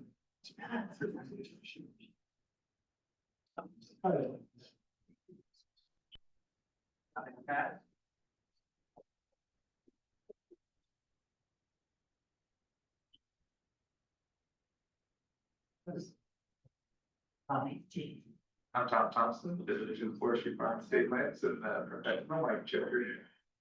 And I'm Matt Glenford, founder and CEO of Green Shelters. We have a panel, missing one person, Amy Ford, so if she walks in here, welcome to jump on. James, you're welcome to jump back on as well. This panel is about data and analytics. Just kind of talk at a high level, where information is to understanding, risk scoring, underwriting, risk mitigation, and some of the very high level areas that data and analytics, coming to slides. And maybe even before that, I want to make sure that I get a point here for Carol's shoot. You really want to, we have go back. Is that correct? Yeah. So evacuation that we talked about before, based on what Scott Crosby is Academy of LA County had mentioned, related to his evacuation, which they learned a lot of lessons in terms of getting people out of that. So go bags are pretty important, I guess. I don't know, I my go bag would be the big Carol. So, right on the collective. So Rocky Mountain Tower, you had down over there, please do give the list of what you take. I don't know how that list is created, but pretty mature thing. I think the first thing I would go for is like, okay. So, if you start out, let us know what, Green Tree Bristol is, was still in one case, and multiple areas. How we say, what we're doing. Yeah, so again, at Blanford, so talk a little bit about Green Shield and, Ralph was kind enough to, give us a plug early on saying we do two things. Part of our business is analytics. Part of our business is actually providing the insurance. And I like to think of the insurance as eating your own cooking. I also think that bringing insurance capacity and analytics kind of goes together like chocolate and peanut butter. I will tell you, having been in the insurance area for a while, and previously been the CEO of a large property insurance company, what I witnessed in the industry was everything was trying to get simplified to a score. And insurance companies were trying to automate, to take cost out of the business, get faster, simplify everything to a score so you can automated underwriting. Lost in all of that was actual mitigation, loss prevention, and granular underwriting design. So when we started Green Shield 3 years ago, our first hire was a fellow named Paul Brady, and Paul had spent 15 years in the fire service on multiple hot shot crews and engines. And the first thing he said to me was, when I was in the fire service, we're fighting a wildfire, nobody cares about a score. We care about where is the fire coming from, how fast is it moving, what are the flame lengths, where are the embers going to go? That's what we care about. And at Green Shield over the last 3 years, we have tried to codify Paul's brain, and everybody on our team has at least a decade of the fire service actually combating wildfire. And so we have tried to create a set of tools for the insurance industry originally to really try and understand fire risk at individual parcel levels. So as opposed to just saying, here's the score in the community or here's the score in the region, which is frankly what most of the insurance industry is using, what we try and do is get to the individual property and not only say, here's the risk of that property, but here's what you should be doing to mitigate it. The Green Shield is a mission-driven company. Our mission is to make the world more insurable. We want to help people save lives and save property. And frankly, we also don't think that people are doing the mitigation should be subsidizing the ones that aren't. So the analytics behind Green Shield are really aimed at those two missions. Yeah, again, so I'm Tom Thompson, work at the Division of Forestry and State Lands. So I'm a GIS IT manager, do a lot of data analysis and the analytics behind UREP. UREP is our Utah Wildfire Risk Assessment Portal. So that tool is what we put together for communities, fire departments, and the other agencies so that would go there and look at where their wildfire risk is and have an idea of where some of the flame lengths are, what some of the high risk is, We can look at suppression difficulty, so that's something that we put together for the public. It's free to create an account there, and that really is put together so we can help homeowners be a little more proactive and use data to help inform their decisions. And inside of UREP, we also have a cooperative wildfire system tool. And so that tracks projects from communities such as municipalities, fire districts, counties. So that way we can aggregate all of the fuel projects together to see where people are doing their projects. So we do quite a bit in terms of modeling, and right now we're looking at developing the wild record interface higher distance layer. We're putting that together using some science. One of the leading scientists, Joe Scott, in biologics. And so we're working with private industry, we're working with communities, we're trying to help people be as proactive as possible when it comes to, actively managing their fuelscapes. So that's about what I've done. Thanks. And Pat, remind me when your terms, were you at AIG or was it, Chubb? Yeah, somebody else actually. So Paul Brady, who I mentioned earlier, was from the fire service. And, after Paul left the fire service, he went to AIG. He built out AIG's wildfire mitigation practice. He was our first non-founder employee. So Paul comes from AIG, our head of underwriting comes from Chubb. I was previously the head of Tokyo Marine Highland, which is a large property focused. We were most known for private flood, although we run all of the severe weather perils. Everything that I've done in my career in insurance has always been around extreme weather and the outcomes from extreme weather events. Thanks. So a lot of what kind of just intimated that, but certainly a lot of what Dave is doing today in the world of underwriting, what they call algorithmic underwriting, is to be true if you're on Wall Street, because you did algorithmic trading, which is kind of automated trading based upon information that's flowing in. Same thing is going on today. AIG is a proponent of that in other markets as Commissioner Pike had mentioned as well. So how do we take this data that and describe some of that point? How do we take the data and translate it into kind of like nature way, or can we take advantage of that? I think you guys are doing it, but explain what you're doing on that. Yeah, we are. And, I think eventually what we're doing will get plugged into algorithmic underwriting. If you look at what most insurance companies are doing for algorithmic underwriting, particularly around wildfires, they're taking a single score. Got referenced in one of the earlier panels today that say, your score is an 82, or your score is a 65. Unfortunately, it's a black box, because nobody really understands what they can do to change the score. And quite honestly, those scores only get updated every few years. They're generally, just focused on that community or region. What we have tried to do, and we do this for communities, we also do this for individual properties. We have separate, we use thousands of data points, and then we develop that into a couple hundred attributes, but they all get boiled down into the risk of the region, the risk of the community, the risk of the parcel, and the risk of the structure.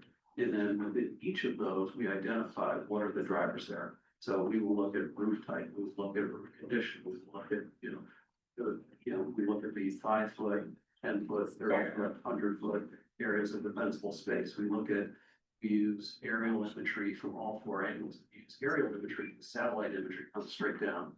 Aerial imagery allows us to get an overview view, so we can look at vegetation height, see if the trees are lit up. We can understand siding materials, so we are really focused on resistant homes, and getting the quality imagery for us is enormously important for us to understand how can this property be hardened, what can be done around defensible space. We don't see the insurance industry kind of using that information in an algorithmic way, but we're trying to provide that. So what do we do today for our clients, for our communities? We can do an assessment for the entire community and say, these are the areas that are most exposed. This is where mitigation would be most likely applied. We also do that at the individual parcel level. And so most of our insurance company clients are using this for commercial risks, not for residential. But they are looking for us to say, what should this property owner do to make this a better risk? And that's how most of our clients are seeing us today. We are moving to a point where we are providing those through APIs that could use us through Alfred with underwriting. And say the insurance industry, we have, our clients are early adopters. So most of the industry is there. And commercial risk with safety sites. It does for sure. Just, yeah, it's residential because it's a one of the real. Tommy, anything from the state? Yeah, so, we're looking at doing some similar stuff. So a lot of that wildfire monitoring has this really look at temper load. So, looking at, parcel level fire risk and what we've been putting together is a structure exposure score. So kind of like, air quality index is the type of put together something that is scientifically based, but easy to understand. So using this, structure exposure score is temper load into account, how energy traveling across the landscape. So it's one of the newer products that we rely pretty heavily on, 40 fuel models. And now that we're kind of expanding urban collaboration, we're really looking at the kind of situations where we're trying to examine roof types, sizing, structure materials, and those defensible spaces, and really trying to take this into account because really it hasn't been done in the past. We've really looked at moving the needle with communities, and that's still kind of where you're going to see the most amount of progress is when you can get a community together and actually take nature away with everyone on the same bandwagon, carve their homes, and use the vegetation around their homes. But getting in and filling into a parcel level information is one of the next challenges that the state's kind of taking on to sort of keep it on as a challenge. I think it's something that is definitely moving, and we're the insurance companies trying to figure out how to put together these APIs so that you call this information really quickly. It's a little bit of a different standard where you're pulling information on millisecond basis, and it is pumping through their systems. And we are much more looking at projects. We can do this kind of an annual turn of updating this stuff. But now that we're kind of getting into more data, computing powers is more powerful, and the ability to run these analysis better is what we just run daily rather than monthly. It's really something that we're focused on, that we're tackling. So it kind of reminds me of my own situation. If I tell my wife over here to say, get rid of all those shrubs around the house, I probably wouldn't have married, which translating this into individual reality is pretty difficult. So I'm just thinking, how do we take this data and turn it into risk management, loss control, and I think that's what you guys are really focused on, even at what you're doing. So then how do you make smart, like, that's great, but not for us. Next guy do it. So, are there ways that one, not really benefit of that whole person, like that fire department and other fire. How do we get the hands of this? How do we get it into the hands of the individual homeowner? One, so they can do something about it. Two, how does that translate into better, more accessible? Sure, it's kind of negotiated. Yeah, a couple of comments. I'll come back to, how do we get the data in the hands of the homeowner or the home buyer? But I'll start with it.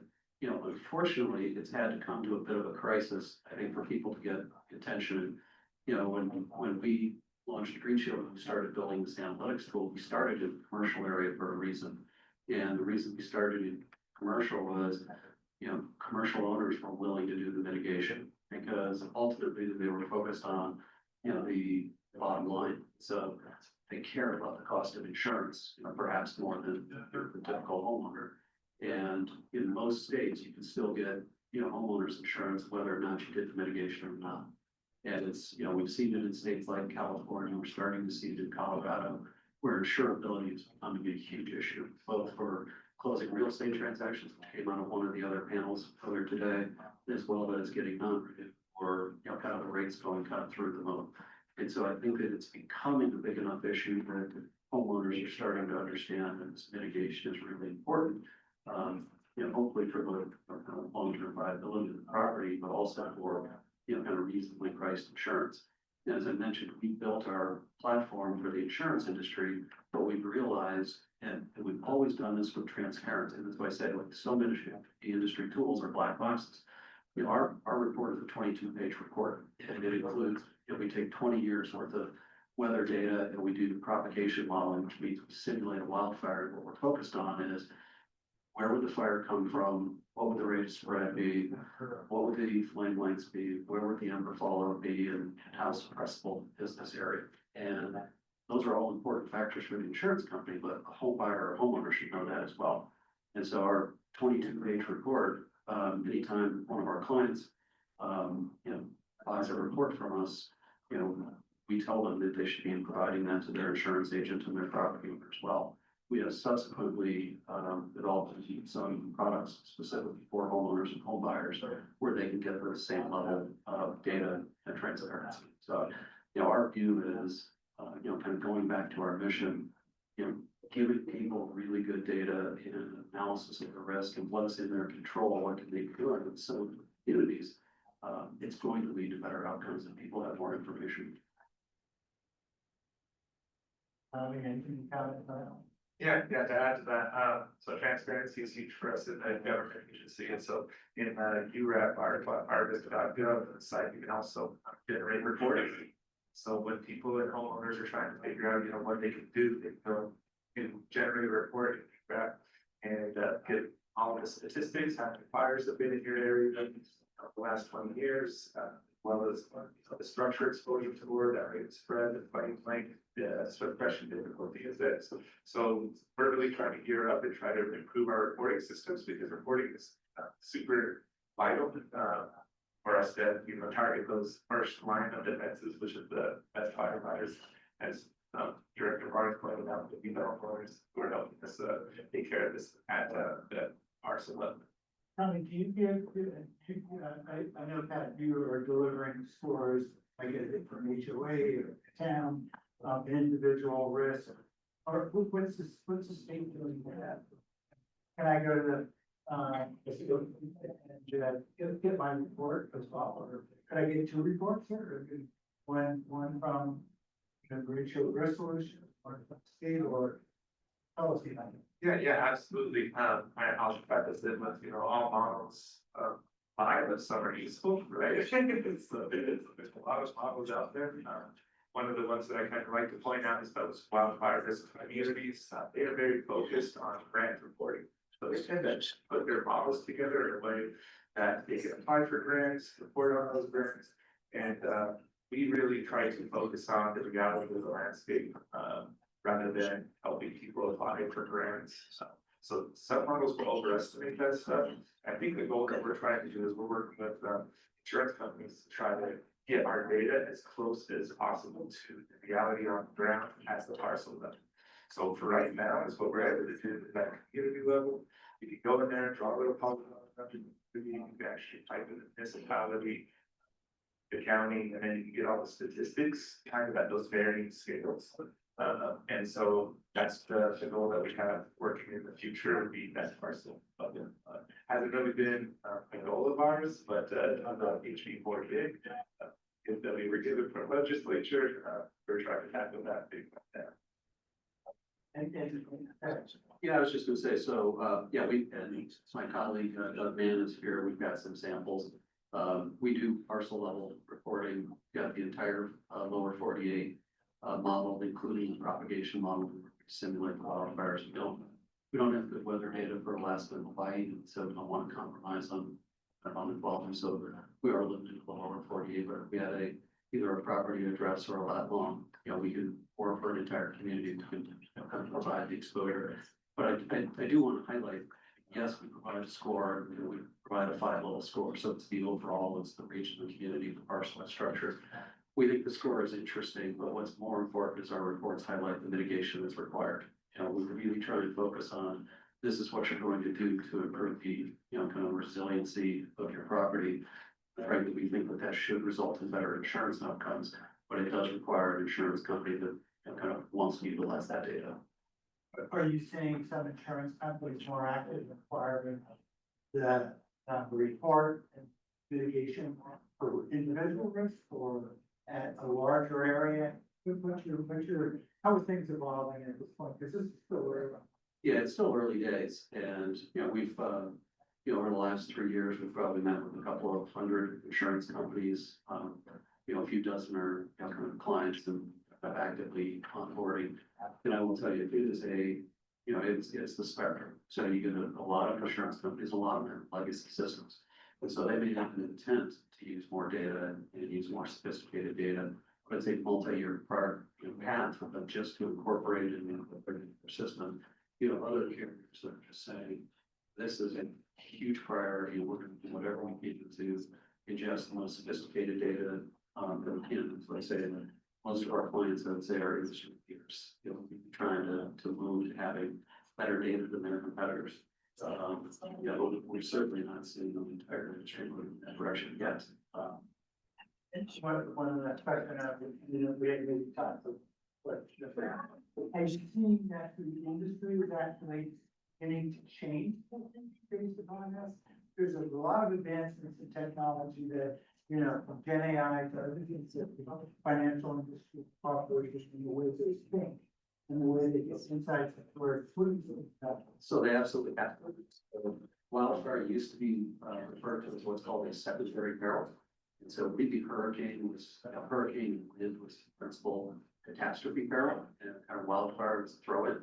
The reinsurance industry has changed this. The reinsurance industry has said, while we've taken some serious wildfire losses, this is a primary peril. This is something we expect you to be sophisticated in. Reinsurance costs are outside of losses, actual losses. Reinsurance costs is usually about the most expensive part of the P&L for an insurance carrier. But when your reinsurance rates are off, they're saying you need better wildfire modeling. That's when you start seeing change. So we're absolutely seeing an industry shift where wildfire is becoming a primary cat peril that the industry is paying attention to. Any time for maybe one question? You made a very good point about, the inequity of people that are doing mitigation, those that aren't. But at some point, I've often thought of this, there's places where they shouldn't have built, and then it's burns down, and then they build it right back at the same place. At some point, I would think the insurance companies would take that into account in terms of making that insurance available again, as we're all paid. Yeah, it's a great point. And I kind of chuckle a little bit because I come out of the world of flood insurance, and you've got the NFIP, which is a government program, and you'll have properties that flooded 15, 20 times, and they just keep rebuilding in the same area. In the wildfire area, you have to have a private insurer that's willing to take the risk. And one of the questions is prior risk, and I think increasingly people that are kind of building in areas that are really prone for wildfire are going to have a very hard time getting them coverage. So that said, you can look at the Pacific Palisades right now. The Pacific Palisades is probably a very safe place to write insurance in the next 7 to 10 years. But the fuels will regrow, and if they don't change building codes, if they don't really change things, that area is going to be kind of right for it. Now, one of the things that we focus on is fire frequency and severity. So what we really try and isolate are what we determine fires of significance. Those fires of more than 2,000 acres that put off huge member fallout. And so we look at areas that are going to be prone to that. And I'm sure everybody in the fire service can tell you that fire repeats itself. We look at 100 years of burn scars. Every time we're looking at an area, we will see burn scars repeat over and over and over again. And it depends on what part of the country you're in, but in general, 20 to 25 years of regrowth is often what it takes for fires of significance. And so we had highlighted to CAL FIRE kind of mid-year last year, and we looked at the Palisades area as being 25 years overdue for fire of significance. And so I think these kinds of data, these kind of facts, the insurance industry is just starting to look them. I think homeowners and home buyers need to be kind of aware of these data as well. Or Mark. So being in the. I was wondering what newer technology or emerging technologies you're seeing that could potentially help homeowners, such as foam, exterior sprinklers, infrared cameras, you know, what are you seeing that really holds a lot of promise for us? Well, I wish my colleague Paul were here to answer that question. And I think it depends on the fire. I mean, he was based in Southern California, so a lot of what he was doing was the Santa Anas. And, Paul would have told you that there's very little that the fire service is going to be able to do in an event like that. You're really trying to save lives. You're not trying to suppress until the fire is moved to the ocean, and then you go in and see what you can say.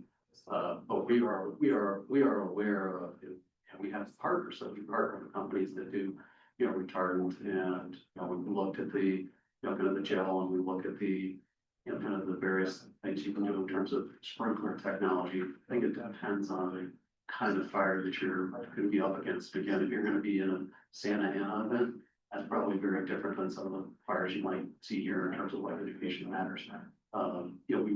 We recommend, our core recommendations are really around hardening the structure against embers and defensible space. That's at the heart of what we think needs to be done, and it needs to be done before there's an event. It doesn't mean that we wouldn't recommend additional mitigation on top of that, but we think that those are absolute table stakes. So ember resistant fencing, no overhang over the needs, really making sure that you've got non-combustible material around the structure, kind of must-haves and sprinkler systems is really going to make a difference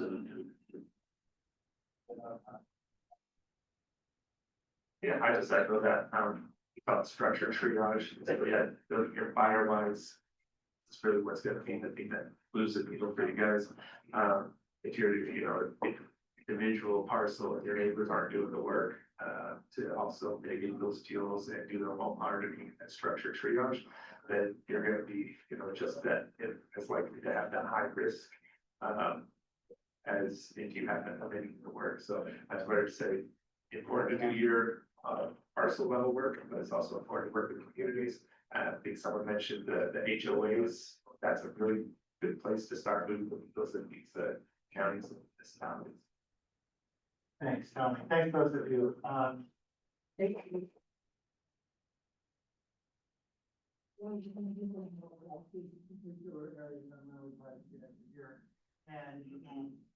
before we go on to the last panel, Patty from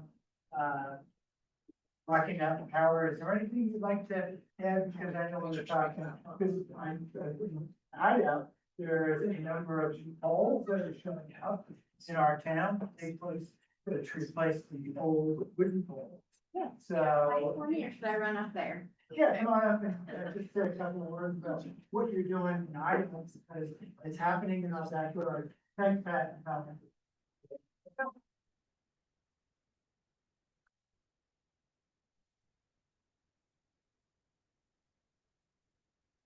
Patty Bell, Rocky Mountain Power. It's nice to be here with you all today. I'm not sure if you guys have seen us. We are currently in process under construction, about a 5.8 mile rebuild of our 46 kV line. 3.5 of that's going through the town of Hideout. It's about 42 poles. We're replacing those from our wooden structures to steel. Lots more, coming down the pipeline, lots of oscillation and funding and scope for these wildfire projects, but we're really excited. Lots on the forefront. Keep in touch with your local leaders because that's who we're working with certainly to get them on the schedule. So. Thanks, Patty. Digging on 248s on the shoulders. We have quite a couple going on, so I have to look at where exactly you're talking about. We're in restoration already so a lot of those poles have already been placed. We are kind of repairing and restoring some of those trailhead access areas, if that's what you're referring to. Talking about distribution lines. Okay, we are undergrounding some of those different projects. That's gonna be through Wasatch County, but we are undergrounding portions of that as well. There you go. Okay, we'll pick over freebies there. And the go back description of what you can include. So Karson, you want to come up? And Karson from ULCT moderated the previous session, is going to finish out the day for us. Thanks for hanging out. This one. I'll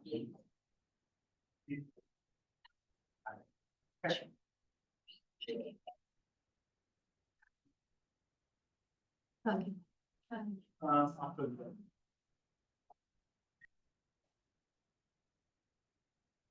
All right, thanks again for having me, everybody. Once again, my name is Karson Eilers, I'm the Policy Director for the Utah League of Cities and Towns. We're a interlocal organization that represents all 255 cities and towns in Utah, including Hideout.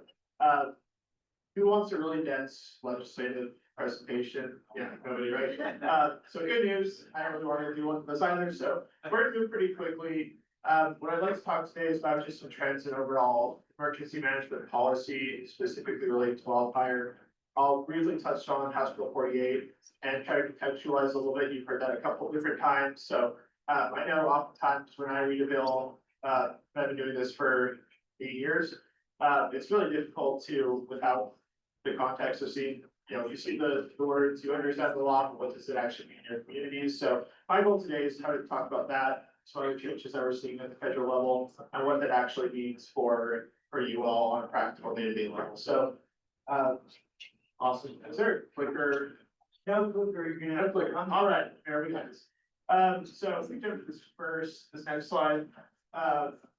So yeah, just kind of talking about trends. Oh, also, my goal is to get you out here on time, if not a little bit earlier. I think there's a quick wrap after me, but I'll move quickly. If you have questions, please feel free to raise your hand. I want this to be an interactive discussion. I use a lot of acronyms. If I do, and you're confused, please feel free to stop me. If I'm talking too fast, also feel free to stop me, but again, we've got some ground to cover. So, Mayor, we can go to the first slide here. So I want to go back to something Commissioner McKenna mentioned in that last panel, which was how does wildfire relate to housing development, road? Seems like these things are all connected, and that is absolutely correct, Commissioner. So you can kind of see here, this is just kind of a quick chart to demonstrate that. And I'll mention briefly, we work on a lot of different city issues, everything from, say, agritourism to SAC taxes and everything in between. Can anybody guess how many bills were introduced last year? The 2025 session? More, let's see, 300s. 500. It was a More. It was a record. We had 959 bills introduced. Not all of those passed. 582 of those passed. But that just speaks to the volume of issues that legislators are trying to deal with in Utah. Several of them were wildfire, but there were a whole bunch more related to water, to housing. The fun thing about my job is I get to try to figure out how all of these bills interact with each other, which is not always easy. I'll mention quickly housing. We have a huge housing shortage here in Utah, and a common argument we hear from interest groups around the country is if we just deregulate, then things will be more affordable. I see the theoretical perspective there. However, that has tremendous implications for our ability to plan in accordance with wildfire safety, with just general housing safety. It has impacts on transportation. And so all of these things just stack up. And so I'll even mention a couple spots here where there are state laws that we had to put specific carve outs in for wildfire interface areas. And yeah, so that's just to demonstrate how there's this massive web of issues, and we're here to talk about just one of them, but I always like to bring back to you can't pull one string without pulling the whole one. So Karen, we jump to the next slide. So you've heard the acronym WUI today. This is the actual definition in state code of a wildland urban interface area, which I've heard this many times, and I actually probably couldn't tell you exactly what this means, but basically where the developed area meets the undeveloped area. There's a couple other definitions, and one of the goals behind House Bill 48, as you heard Commissioner Pike say earlier, is to try to make this more cohesive so that when somebody tells you you're in a WUI area, you know for certain that is lining up with your insurance, that's lining up with your local government planning, that's lining up with your state wildfire map, and there's more cohesion. So again, part of the thing we talked about today is how we're trying to actually interpret what this definition means, make sure everybody's on the same page. We can go next there. we talked about emergency management, there are a whole lot of different stakeholders. You saw most of them represented on the panel today, or it's good panels, but, we have federal policy, we have, groups like FEMA. Right now, there is a task force looking at major changes to FEMA. There is a, in addition to the bill, mentioned by Connor and, the other panelists, there is, a bill called the FEMA Act of 2025, is currently in the Committee on Transportation Infrastructure, which looks at major overhauls to the Stafford Act, which has been in place since 1988, I believe. So significant changes are being considered at the federal level. What does that mean? Yeah, we'll see what we actually get out of the bill, but big changes there. We have potential large changes to just how FEMA operates. They're more deferential to local governments and state governments. FEMA may become a cabinet agency again, instead of being nested under Homeland Security. So while, what does this actually mean? Right now, it means a lot of federal funding for wildfire mitigation is frozen, pending additional reviews, pending some of these policy changes. That's a difficult time to do this. We will hire wildfire season, but that's kind of where we're at. At the state level, you heard from the state forester, Jamie, earlier today. Obviously, they're very involved. The Department of Emergency Management's heavily involved, but you have the governor's office is involved on a whole bunch of different levels, whether that's trying to make all the state plans talk to each other, whether that's just leading out on issues, trying to get state funding. You have the legislature who's always trying to figure out how that web policy works for wildfire, but it's a big universe. And of course, local governments at the city and county level, they're the ones who are usually first on the ground with first responder, trying to communicate to residents, trying to help figure out what the next steps are before the state steps in and helps do the bigger wildfire event. And then private sector, obviously, your insurance companies who fund the majority of the recovery effort. But then you also have groups like the Red Cross, who are the ones who typically open shelters. And you have a lot of other nonprofit organizations who provide food and water to people who are evacuated and don't have access to those.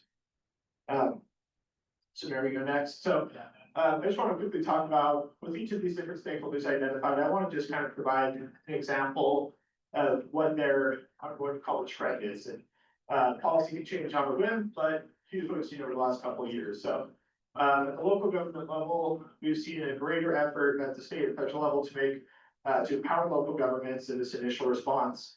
But this also, before the response gets started, goes on land use planning. Even things like, again, transportation was mentioned. Are there roads wide enough in your community to get fire trucks in now? Are there turns wide enough to get fire trucks in now? Are the roads wide enough to get to traffic so that you don't have to block off both, and you can make sure people are evacuating? It's these kind of things that tie into broader questions about subdivision planning.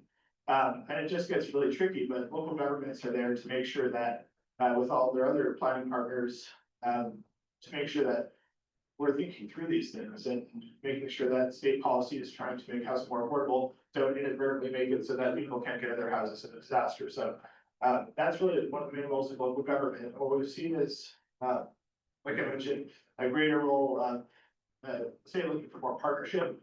I'd say that really the heart of HB 48 is trying to make sure all the different stakeholders at the table are equally engaged, are equally involved, and are planning proactively to prevent wildfires. And you see that with HB 48, HB 347 was the bill's predecessor back in 2024, and there's been a couple other bills from Representative Casey Snyder on wildfire issues.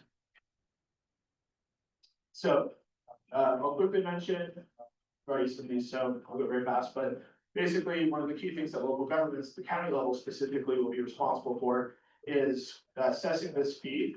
No, I don't know how much it will be, but I will tell you that it's based, as a fee is based on the cost of providing the service at the state level, and then counties will be able to get a little bit of money for administration. This will take effect in January of 2026, unless there's some further delayed legislation. But basically, they'll go through and create this 3-tier triage scale. You all heard this, so hopefully everybody kind of gets a sense, but I want to go back to emphasize the point of there will be the wider assessment on your house, figure out what your risk level is.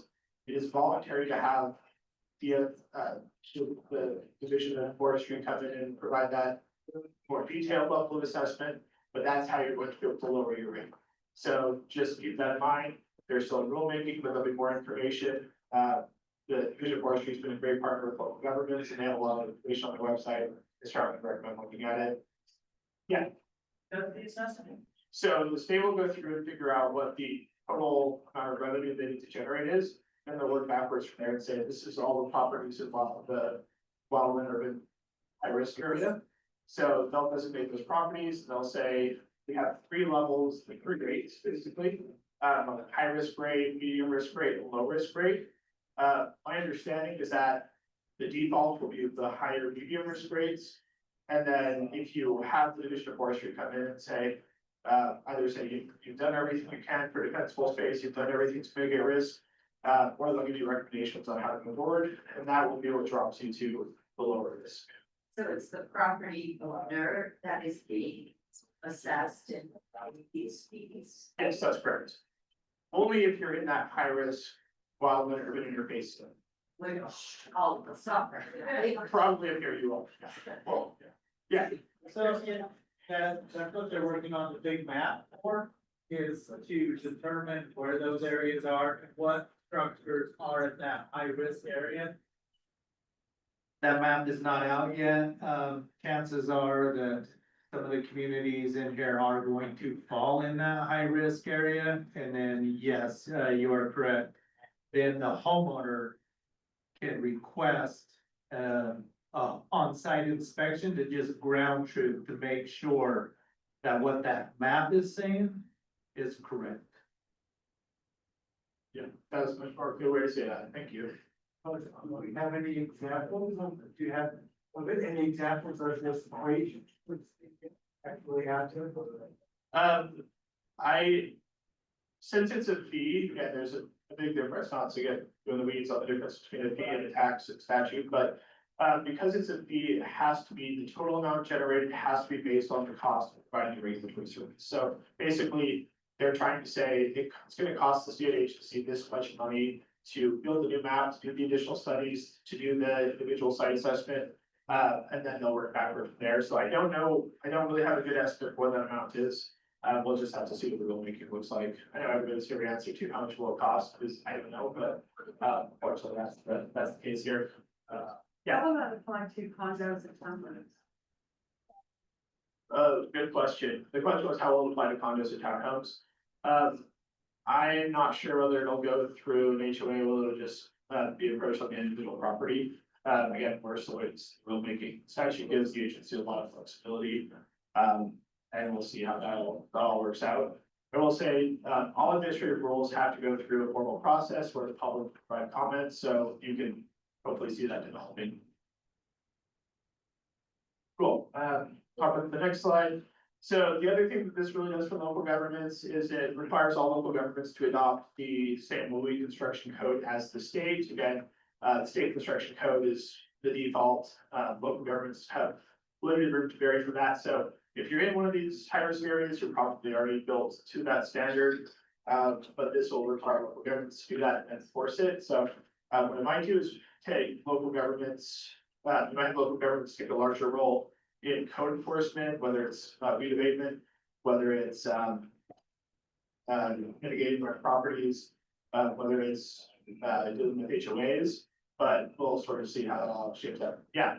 So this forestry code, assuming we're in this area, whatever not.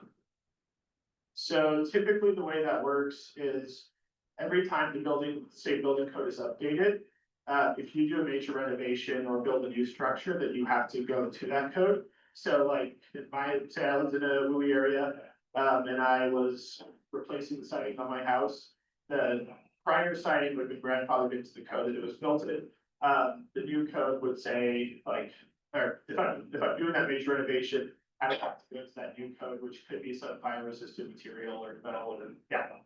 So Hideout adopted the Wildland Urban Interface Code in 2018. So anything built after the adoption of that code is law.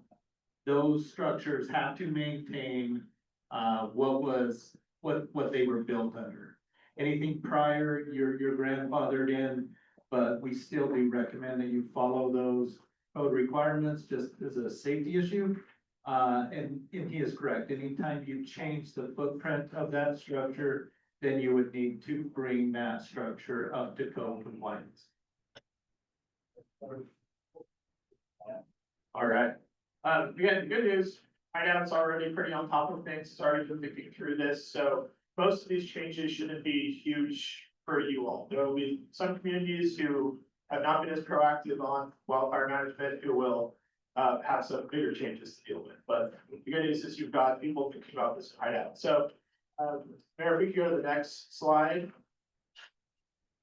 So I mentioned, yeah, there's been several bills here. At state agency level, there's been, whether it's HB 40 years in the previous bills, there's been a lot of effort to have these agencies make more data-informed decisions. Whether that's employing new technologies to better assess risk, make better maps, whether that's determining fees based on more data. That's been kind of a trend we've seen over the years. That's not unique to wildfire agencies, but that is kind of an effort the state's undertaken and the framework legislature's been approaching state agency management with. I'll also mention again, you see a lot more bills trying to encourage this broader partnership with state and local governments, trying to make sure that we're building these communication channels, just clarification on who's responsible for what. And then really the state's again trying to balance population growth, which tends to push people farther into many cases, so wildland urban interface, while simultaneously making sure that they're not creating a lot of new hazards by doing that. So that's a really tricky balance, especially if you look at maybe not so much up here, but if you're looking at southeastern Utah or southern Utah County, southern Salt Lake County, where a lot of that is in the really is in that wildland area. There's some more private property there, and that's causing a lot of growth challenges too. So that's kind of the trend we're seeing at the state level, just trying to balance a lot of different things. You've seen some of these maps. I made this is just a screenshot of the current mapping. So again, HB 40 is going to require DF, the Division of Forestry, butchering that acronym today, the Division of Forestry to update this, make this a lot more granular. But you can kind of see what this looks like now. It's an awesome tool. Yeah, so this map will be kind of the foundation for everything. It'll be the foundation for local government planning, designating movies, and it will also be the kind of the default map that insurers will use, so that they're kind of have a commonality for designating movie areas. They can use other things too.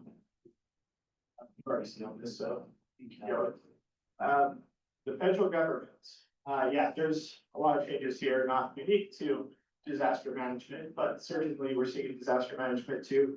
I had mentioned that there's pretty significant overhauls of the FEMA being contemplated.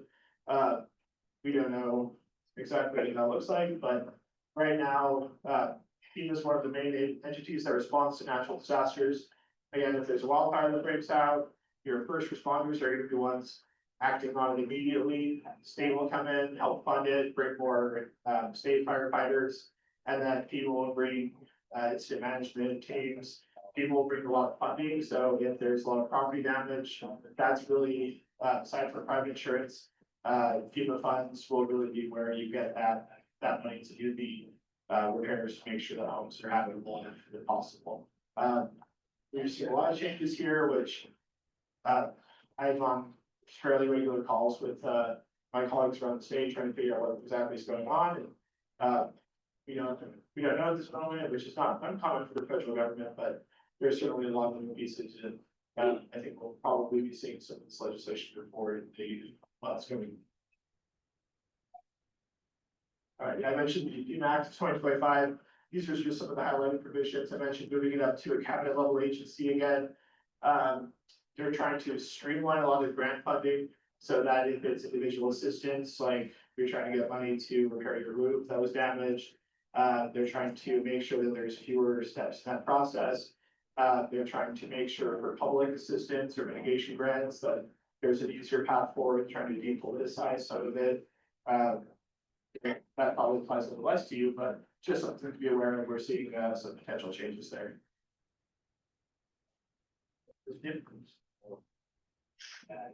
All right, and then of course, with the private sector, we're sort of seeing this common trend, as you heard from a lot of the insurance providers today, that we are seeing larger and larger wildfires every year, more expensive. The filling costs, material costs for replacing, pruning structures are going through the roof, so they're kind of have a double whammy, so to speak, where more hazard plus more costs are making it really difficult to insure a lot of properties, as you all have probably experienced, or at least some of your neighbors might have. So that's the trend that the private sector is dealing with. On the nonprofit side, their costs are going up all the time, which they rely mostly on donations and charitable contributions, so that's a major challenge for them. This is something kind of bleak, I know, I'm sorry. Mary, you continue. No, you already heard about this, so I'm not gonna spend much time on the insurance side of it because of the 48. But what I want to jump ahead 2 slides. What I'd like to spend a little bit of time talking about is just some best practices. I don't spend as much, I spend more time on housing policy than emergency management policy, but in a former life, back when I was 18, I did spend a year volunteering with FEMA and got to see some of that natural disaster policy in action. I spent some time helping respond to Hurricane Sandy, helping some other states respond and prepare for natural disasters. So I'll just share some best practices, and I'm sure many of you are familiar with this, but if you want to jump to the first step of community planning. So at the community level, so this might be your city council or your mayor or those agencies, it's really best to communicate frequently with the Division of Forestry. We're looking at the state policy level to talk with different fire agencies if you're in a fire district or your own, to make sure that you know where shelter sites are and the residents are aware of that. You have quick communication channels and all sorts of natural disasters. We find that local governments are the ones people trust most. As a mayor council member, you're best situated to get that information to your constituents. You know your community's best. And if you're a resident, talk to your city, make sure you know what your city's plans are and get involved. That's the best way you can do it. And then again, make sure high-risk areas have adequate egress. And that's been a big issue in a couple of different areas that had really small rates historically, had trouble getting multiple cars out. So we can jump to defensible space. You heard a little bit about this, but there's a lot of resources here. This is kind of just a quick snapshot, but making sure that structures are clear of combustible materials. Make sure if you have wood piles that they're not right by your house like mine are, that they're spaced out. They're at least 30 feet from structures. I'm sure our fire folks would probably say get the farther out. And then you've heard, but I'm always astonished that embers are the biggest cause of fires, not the actual blazes, which we knowing very little about. Actually, fighting wildfires, that always is counterintuitive, but I think that's a really important thing to bear in mind. Let's see, I do want to mention, I had a couple of provisions in here where I talked about the intersectionality of all these different issues. And there are examples where the state has stepped in and said, local governments are limited in code enforcement for these areas. So like if it's a general nuisance, if maybe with the barking dog, et cetera, there's some limitations on how cities can find and enforce those kind of local ordinances. But there are exceptions for that if it's related to health, safety, welfare, and public nuisances. So hopefully that's not an issue if your city's working through that. Then we can go to the last one really quick. I'm slightly over time, so I'm talking fast. Household planning. So this is what most of you can do. I really encourage everybody to have like an evacuation plan. I feel like sometimes I'm a little bit of a prepper because I'm always concerned. I live in the kind of the center of the West Salt Lake City, so I'm not concerned about wildfires, but I'm concerned about earthquakes. I'm concerned about flooding. So I'm always thinking about if there's an earthquake, where do I go? It's kind of the same for wildfire. If there's a wildfire, where can I go? If you're going to family or friend's house, are they far enough away from the fire that they wouldn't be affected, or would they be affected too? Know where your potential shelter sites are, typically schools, public facilities, maybe city halls. And just know where that could be so you don't have to spend time trying to think through or trying to Google where it is. Oftentimes in disasters, cell towers become overloaded and it's really difficult to get information. It's always best to send texts rather than to actually call, because that takes up most bandwidth and you're more likely to actually get a text than a call through. So just have those things kind of pop through. What do I do if fires come into my house? And I already mentioned the building code, but cities are limited in what kind of architectural design elements they can require. So that includes things like roofing, light, exterior panels. There is an exception for areas of well-known interface though. If you already got the state code, you should be fine, but just be aware if your city saying, we're not totally sure we can require this in new buildings, that could be the provision that we don't know the state requirements. Let's see. I mentioned earlier the community emergency response team. I'm a huge believer in community organizing, helping your neighbors out because again, if there's a major incident, first responders need to be dealing with like really tree line and dealing with the areas that need help most.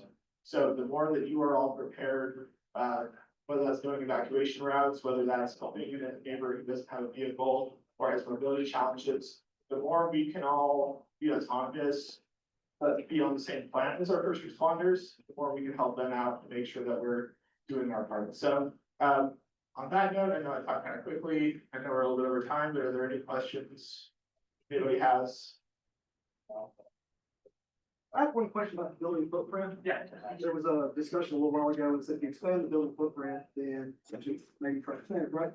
Traditionally in legacy codes, unless I misread that, was greater than 50%. So if you had a 40% cost threshold, generally stayed the same.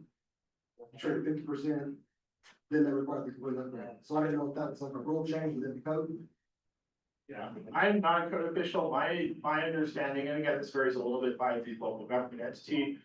So like in Salt Lake, my local ordinance says that I have to, like if I were to upgrade my kitchen, then I would have to, as best as I can, meet new code. I had to put a new furnace a couple of years ago. I had to get some code waivers to be able to actually fit the furnace in my little crawl space. So it kind of varies. I don't know if, I know we have fire officials here who might have a better answer, but typically it's major, let's say just major renovations, but I don't have I have ordinances. Yeah, all of the small projects, that may like to do it, but if if it was below 50%, it would create an entire structure of. Sorry, yeah, it's really only like the effect areas. Yeah, if you're like adding on a porch, at least feel free to correct me if I'm wrong. If it's like adding on the back porch, typically you wouldn't have to bring stuff on the front porch up unless you're touching that system. And looking to the fire folks to correct me there. So when I talked about, the upgraded footprint of the structure, you would have to bring the vegetation code up to compliance. So if you had trees against the house, and then you added 200 square feet to the house, we would require that you remove all those trees and become code compliant. Thanks for the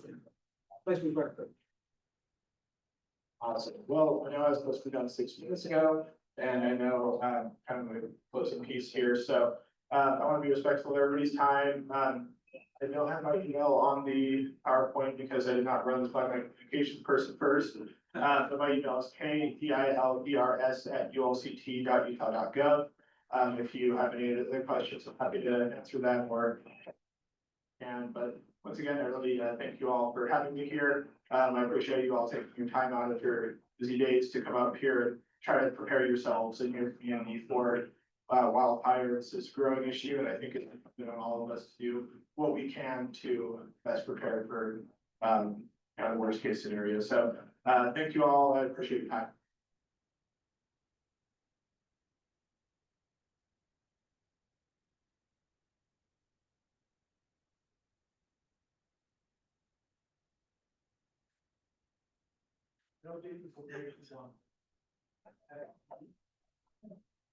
Yeah. 5 hours. No, we had lunch and I feel like but Jonathan, you probably have a couple of sentences on your follow-up. I'll take it off from there. Okay, so key takeaways, we live in a region with very high wildfire risk. That's not just Hideout, that's not just Wasatch County, that's this part of the state, in fact, big parts of Colorado and other states. So one of the key takeaways for you as a homeowner, you need to do what you can do within 5 feet and within 10 feet. Nothing flammable within 5 feet, no trees within 10. Then it's up to the HOA. And the only way the HOA is going to move is what? It's going to take the residents, the owners, pushing the HOA to make this some kind of rule or to take action. That's the key takeaway. We could only do so much as an individual owner. The HOA probably owns the common areas in most cases. Therefore, it's gonna have to be the HOA that takes the actions. And the only way they're gonna move is if the owners start insisting on it. Because otherwise, we're gonna end up like California, and we probably don't want that. And thanks for everyone being here and staying late. Good afternoon. Anyway, I really wanted to thank, actually, I have two takeaways. Chris and Mike with Jonathan. I love the individual, the neighborhood, and the communication. So those are three things that I felt that were high level takeaways here. I just want to really thank everyone left, and also people who traveled in from out of town, and the folks who really, really contributed, like the Wasatch County Fire Department, who just feel like our partner in all of this. And Karson, thank you at the state level. I know John Pike left at the insurance commission level. Really can't thank you. You really can thank the folks for presenting, taking their time, sharing what's going on. Every session, I learned something. So there wasn't any individual session that I didn't learn. I guess we can take one last question. I don't need Mike. I just wanted to thank Jonathan and the mayor for such a celebration. You guys did a great job. Fire department did a good job. And government did a good job today. It's really opened my eyes to what's so cool.